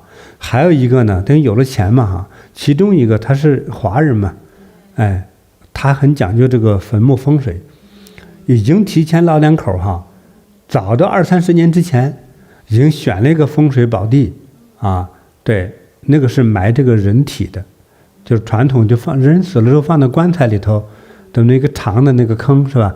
啊，那而且有人管，啊，他也模仿了西方式這個墳墓管理哈，外邊呢不建墳頭，啊，把它埋到地下可能3米以下，完了之後上面鋪上草坪，啊，定期有人像給這個草坪要維護吧哈，所以你一走進去呢，就是只是一個有墓碑的公園，啊，整個那個空氣弄得也挺好的，新鮮的，所以他們有人管理呢。你想下大雨的話，它就設好像高爾夫球場一樣自動排水系統啊，也看着不要讓那些小動物來挖洞啊，破壞棺椁呀，這些他們都有人管理，啊，還挺漂亮。如果你走的裡頭深遠一點呢，它裡頭還是像那種電瓶車，像高爾夫球場一樣，有人開着那個小車給你帶你往裡走，啊，這服務挺好。可是呢，等他父母哈。去世前，先把遺產不都分了嗎？其中給這個嘟嘟呢，給這個嘟嘟兩口子呢，給的還多。除了給的多之外，是有原因的哈。說你人還挺善良，挺不錯的，對父母也挺孝敬，所以呢，就給你多分一點。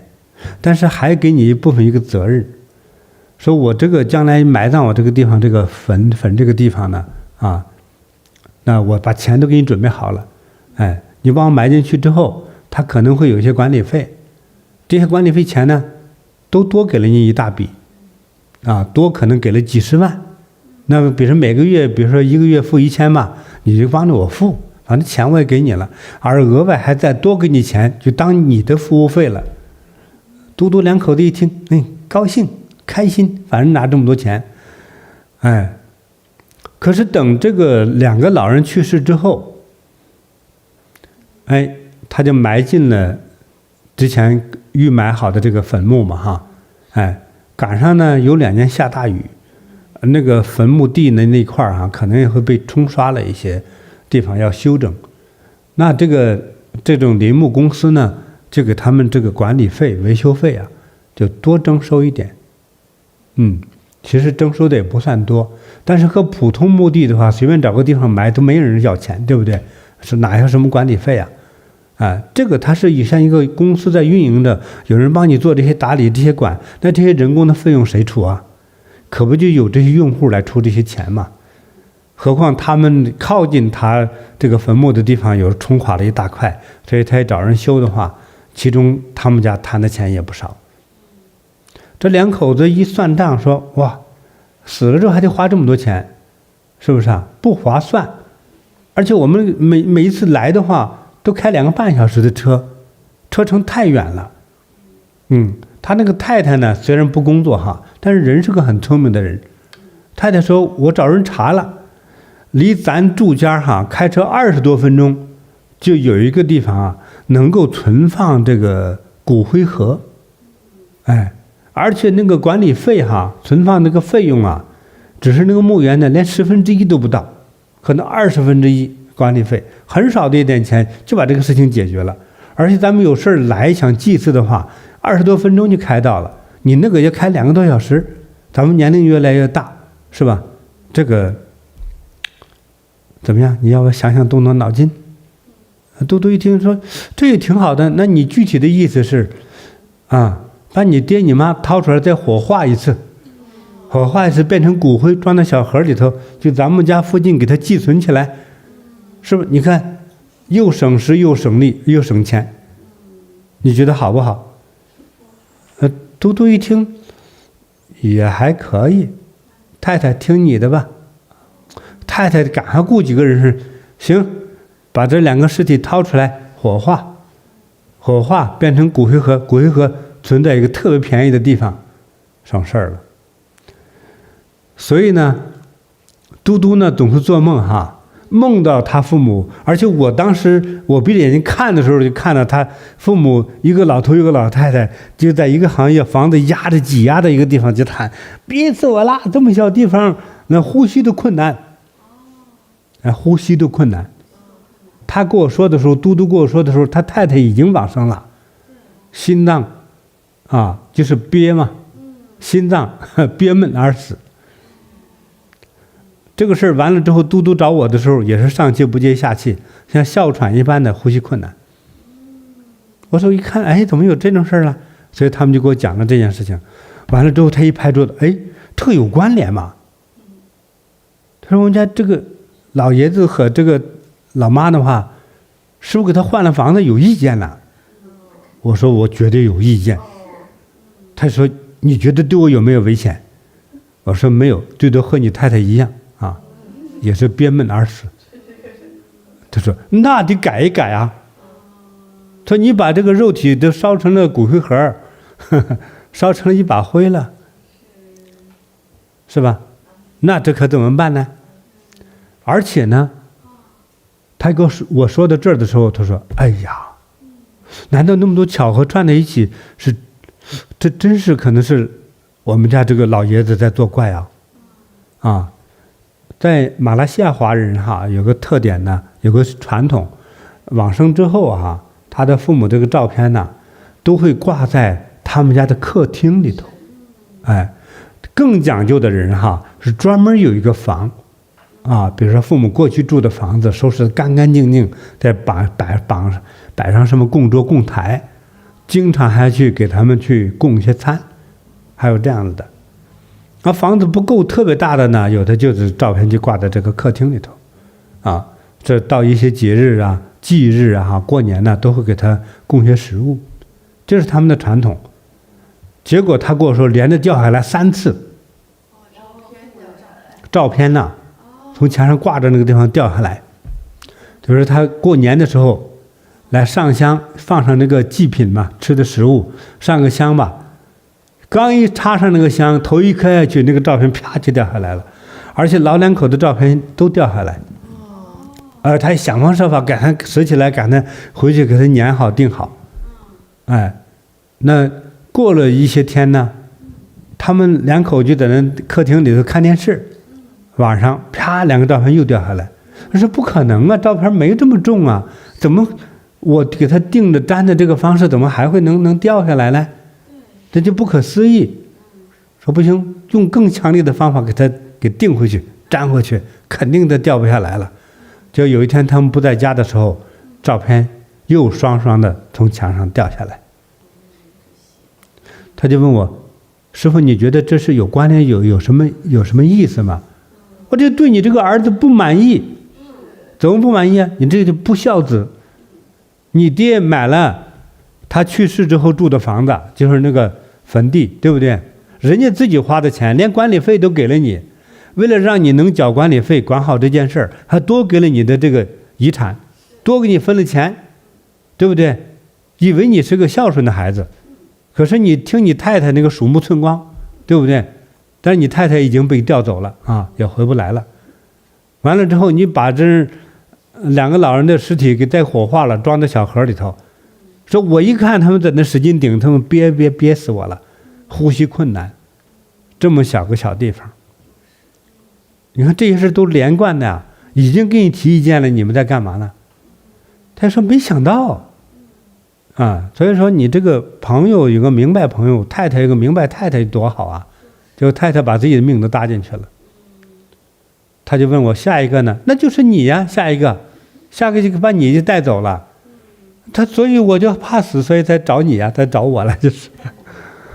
那怎麼辦呢？他第一步先點燈，你還糾正你自己這個行為，你先到你這個父母親的骨灰盒前啊，先懺悔，先給他照片前先懺悔，到骨灰盒那懺悔，完了之後人家買這個目的，你把骨灰盒再放進去，再給他埋起來，該繳的費用你繳，所有的節日你都要去祭祀。是吧？你真心懺悔了，你再去改正自己，知道錯了就去改，對不對？你爹媽買的這個墳墓，你不是沒賣出去嗎？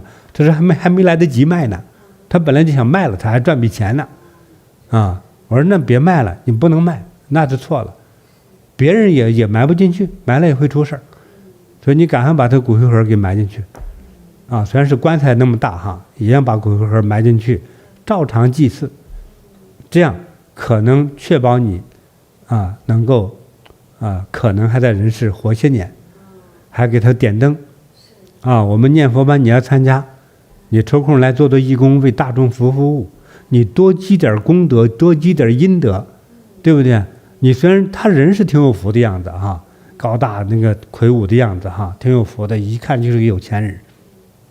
我說可是你不懂這個東西，對不對？你聽你太太那種有點太尖刻的這個行為不行啊，所以你看把他給弄走了吧，是吧？哎，那你以後你就听我的，好吧？把功德做足，啊，你看樣子能夠延寿，還能活些年，哎，就这個事兒就這樣的了。因為他把這個墳給弄了之後哈，其實促使他自己和後代斷掉了。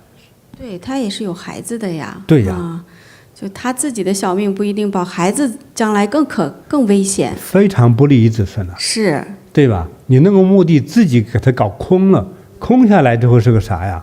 就沒有了這個銜接呀。也就是這個嘟嘟這個孩子，可能第一個結不了婚，第二個結了婚也生不了子，就會斷掉了。但是我給他介紹到這的時候，他一身冷汗下來。他說我兩個可愛的小孫孫可好了。趕快做功德。我一點都不會給他笑。我說可好了，能養好嗎？你幹了這麼件事兒，讓我幹啥都行。我說先點燈懺悔，好吧？我們凡是來念佛，還是做義工的時候，你趕快來，多發點心，好吧？給父母親這個再重回葬回去之後，要好好發心懺悔，再為眾生服務。就是這個故事。感恩師父，哎呦，希望這個嘟嘟先生一定要按師父說的好好去做，還來得及哈，拯救自己和家族的命運呢。對對對。是。那聽到這裡呢，我這裡也有一個來自新加坡的，一個不孝子孫的故事。那咱聽聽。想跟師父分享啊。對，他說我是趙倩啊，來自新加坡。那2025年，也就是去年清明節的期間呢，有一件怪事發生在我家裡。我和我先生的腿腳竟然毫無預兆的同時劇烈的疼痛了起來。對，當時呢是先生在家中呢，其實他就是做一個簡單的家務，鋪了個床單兒，不慎呢就把腿給扭傷了，半月板膝蓋的半月板撕裂，腳踝呢也迅速的紅腫啊，然後呢就很難下地了。那我的右腳呢也莫名其妙的就開始刺痛，站立不足半個小時就疼得大汗淋漓。我們也覺得很奇怪，四處求醫呀，嘗試了各種中西醫的療法，情況都始終不見好轉。就在我們被這樣的疼痛折磨了6個月後，2025年的10月份，我們有幸參加了金菩提宗師親授的念佛班。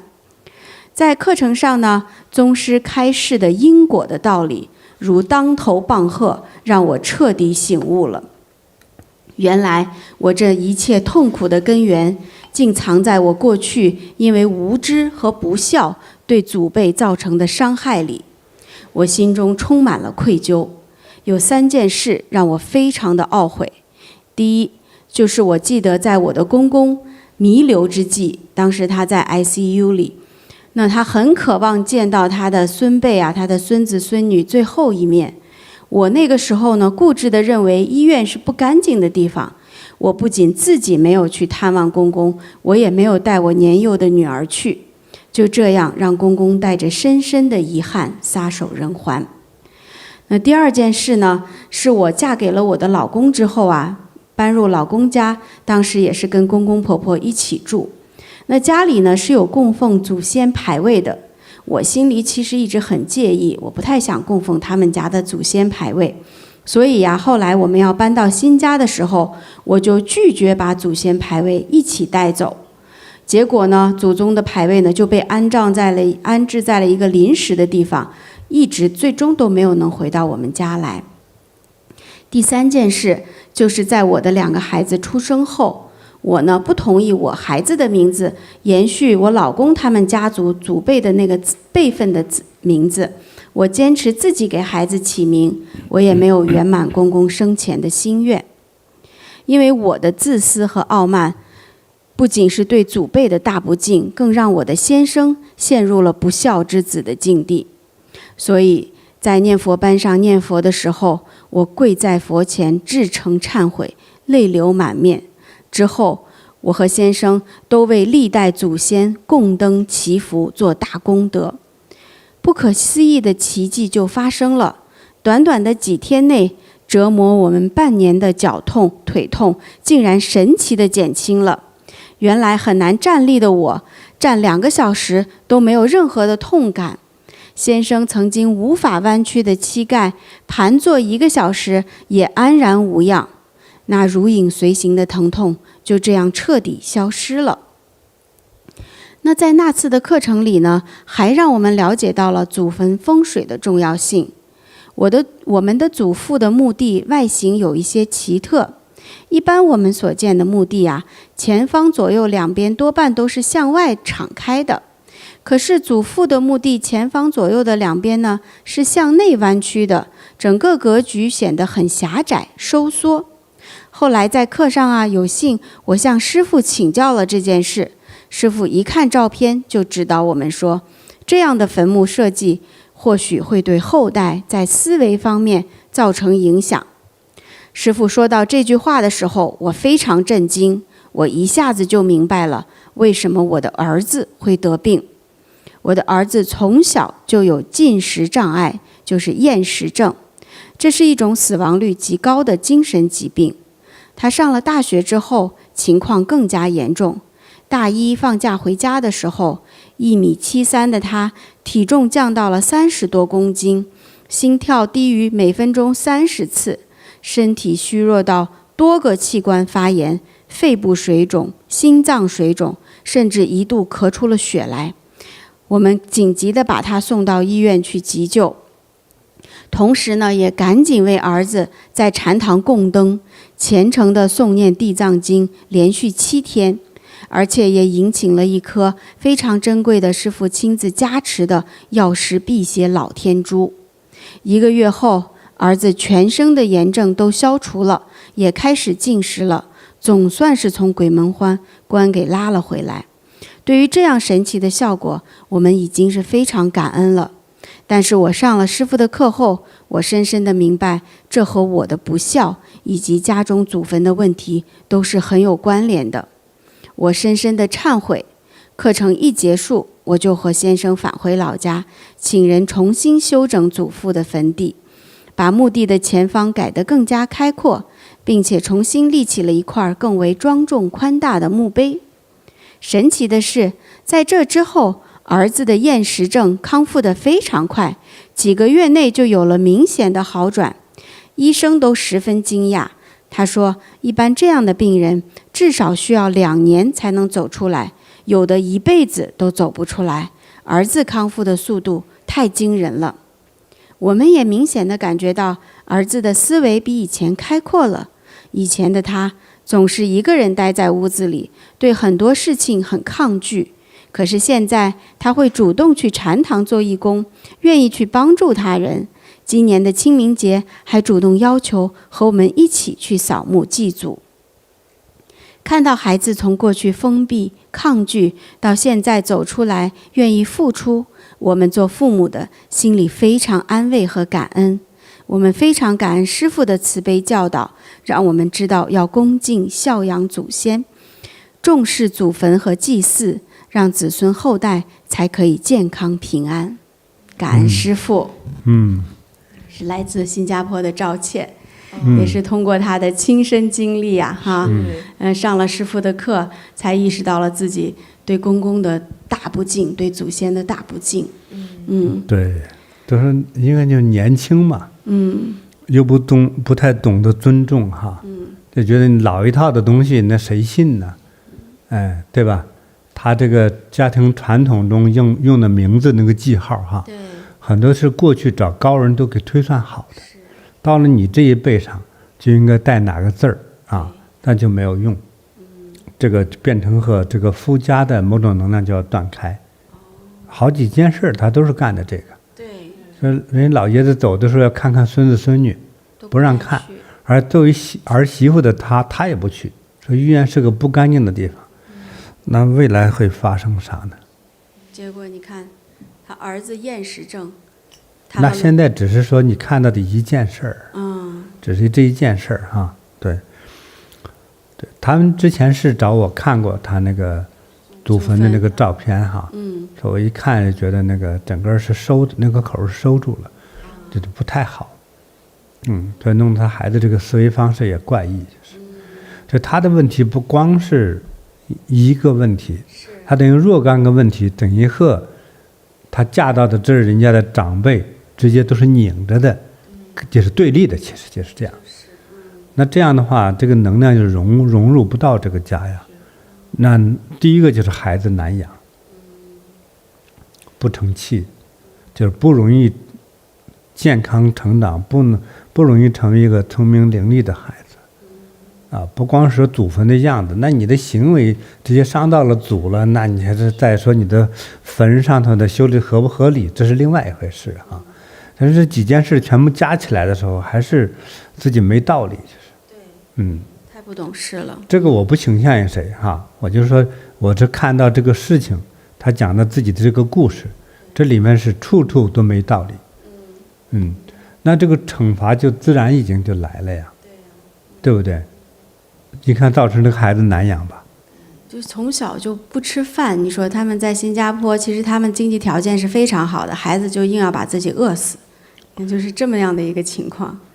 但是引發的那個內容哈，恐怕比你想的還要複雜，對不對？他受成那樣的全身炎症，他的思維合適嗎？合理嗎？正常嗎？如果不正常，嚴重到什麼程度呢？對不對？你還再有後嗎？一系列的問题，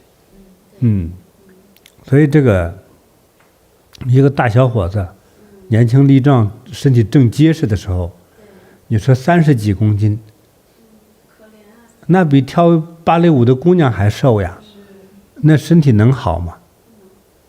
人講他又粗又壯，對不對？你這個呢，比猴都瘦，對吧？你走路都會頭暈，你怎麼會還有生命能量啊？對，所以我們也想那個你這個所謂的祖墳好，它多樣的，你首先要懂得尊老，在你家裡一定要尊重恭敬長輩。如果這個不懂得了之後，你生的孩子保證將來不懂得尊重你，就像給你定做了一個專門給你唱對台戲的一個孩子就會這樣生，對，屢試不爽。所以改變自己的思維，其次才是說改變祖墳，知道嗎？你祖墳哪怕修得特別合風水，但是好風水也要有福的人來用呀，對不對？你無福消受呢？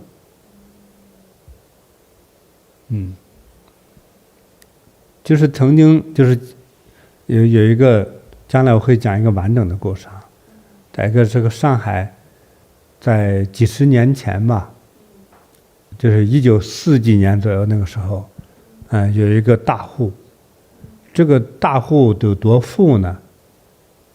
那時候都說過杜月笙什麼之類的哈，比杜月笙富那個人，所以有一條大街上那個房子幾乎都是他家的。所以老爺子去世的時候留給他的兒子，留下的光房產是18000間，整個那條街都是他家的，18000間。你去收房租收的都手軟了，得弄一個團隊收房租，对不对？可是他這個老爺子就是反正遺產給了就死了嘛啊。給到他兒子這個手裡的時候呢，有18000房，對不对？那存款有多少呢？就有2-3個銀行裡頭，他家持的股份是巨大的，這是非常的富有。可是他的兒子是跳黃浦江自殺的。自殺的原因是賭氣。怎麼賭氣呢？就是和人賭博，他覺得怎麼手氣這麼差呀？很快1萬間房子就沒了，還有8000間他也受不了，精神上受不了，就跳江自殺了。所以有時候我跟你說哈，你今天上一代懂事有功德，他賺了這麼大的家業，但是光知道掙錢了，第一代因為窮怕了，有機會掙錢使勁掙錢，但是沒有機會教育孩子。你再遇上一個老公在那努力去掙錢，沒時間教育孩子，對不对？可是這個老婆呢，又不懂事，又沒文化，又壞，把這個孩子教成一個下三濫，在家不懂得尊敬父母，出門不懂得尊敬長輩，就是個无賴所以等這個他們家老爺子一死，光剩下一大筆巨富的錢，這個孩子哪能承受得了這麼大的一個經濟帝國呀？就不知道怎麼做人，隨便一個人可以把他給誆的就去賭博去了，一賭博，家產失去了一半，他的命，他已經沒法活了，他就氣呀，他是個人了。你不要以為他所有的行為都是反常的，等他一生氣，就想着媽的，我手氣這麼不好，我死了算了，光跳進去，確實就沒上來。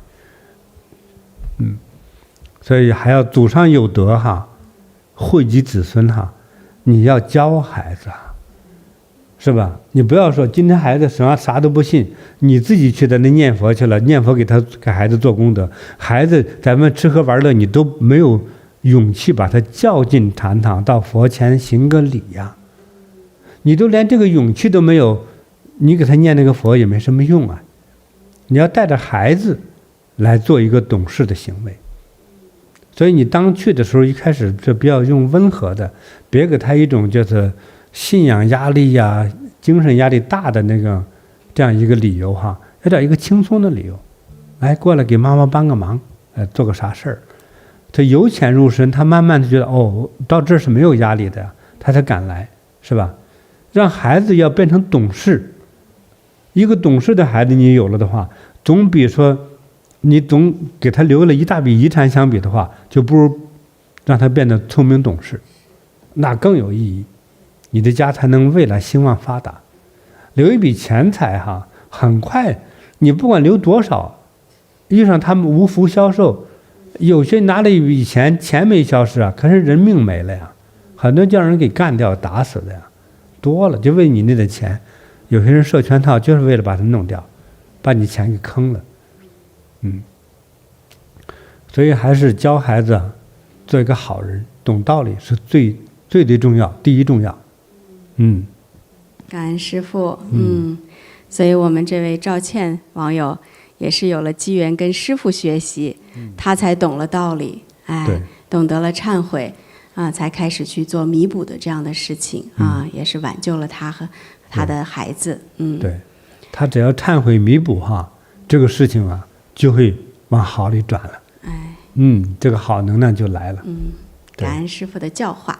是，我們也祝福他的孩子哈，他的家庭未來是如意吉祥的。收到。充滿着佛光普照啊。收到。未來呢，兒孫滿堂。收到。事業興旺。感恩師父。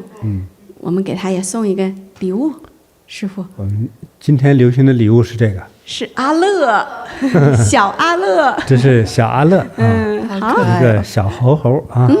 好的。小阿樂送給趙倩。這都是美好的寓意的哈。就是消災滅難，平安吉祥。收到。將來呢能夠成名成事啊。感恩師父。感恩師父。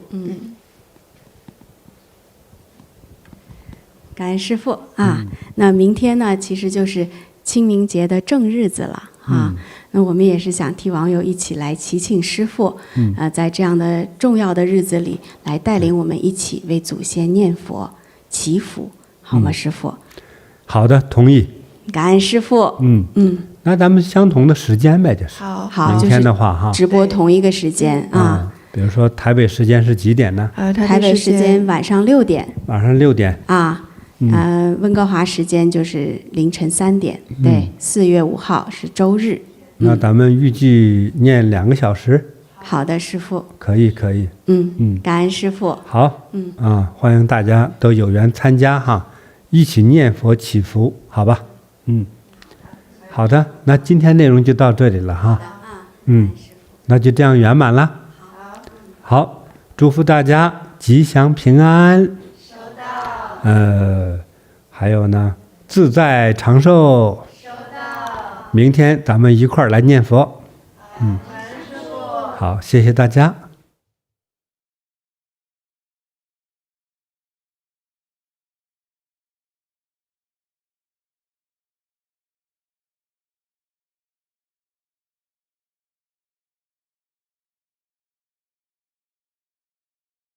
清明时節是祭祀祖先、懷念親人的時候。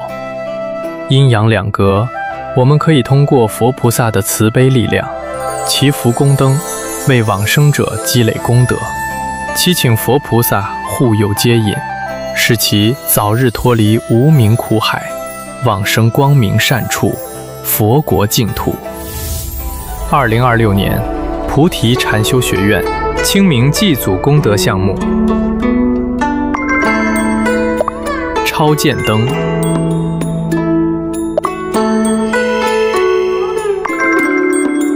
從1美元起，為往生的祖先、親人、朋友或寵物，在佛前供一盞超薦燈，能令往生者得到佛菩薩的護佑與接引，離苦得樂。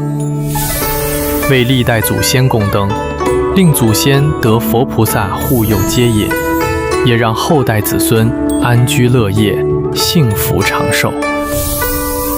為累世父母供燈，是報答父母深恩最好的方式，也使我們更加吉祥如意。為冤親債主供燈，表達真誠懺悔，唯有冤親債主得到解脫，我們才能消災滅難、平安吉祥。為嬰靈供燈，祈請佛菩薩護佑接引，使他們脫離苦海，早日轉世，也令父母消災滅難，身心安泰。祭祀套裝，依止佛菩薩的巍巍功德，此份祭祀品可真實傳遞給亡靈，令其功德財富增長，早日獲得圓滿解脫。銀寶山祭祀套裝，28美元。銀寶山1座，銀條10個，冥幣5沓，蓮花2朵，銀元寶36個，地藏經、心經各1部。金寶山祭祀套裝，38美元。金寶山1座，金條10個，冥幣5沓，蓮花2朵，金元寶36個，地藏經、心經各1部。金銀寶山祭祀套裝，58美元。金銀寶山各1座，金銀條各10個，冥幣10沓，蓮花4朵，金銀元寶各36個，地藏經、心經各2部。堆積成山的金銀財寶，象徵財富圓滿。清淨蓮花寓意慈悲接引。佛典經書令亡靈福慧增長，速得解脫。凡選購祭祀套裝者，歡迎按需搭配含衣套裝或別墅套裝，讓這份心意更加圓滿。含衣套裝2美元每份。含衣與生活用品，令亡靈衣食豐足，免受寒苦。別墅套裝6美元每份。四合院別墅與汽車，令亡靈安居自在，盡享安樂。所有祭祀套裝將供奉於佛前，並於2026年清明節統一焚化。清明祭祖活動報名開放至2026年4月5日，請前往 www.puticollege.com 了解更多。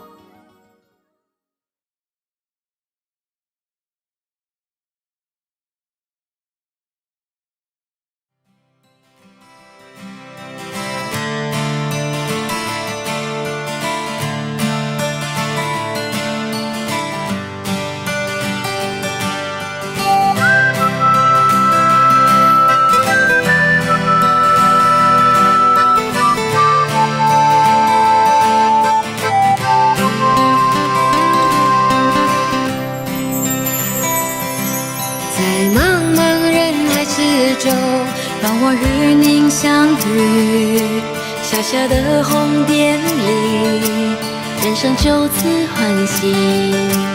我快樂了，我健康了，我幸福了，我美麗了。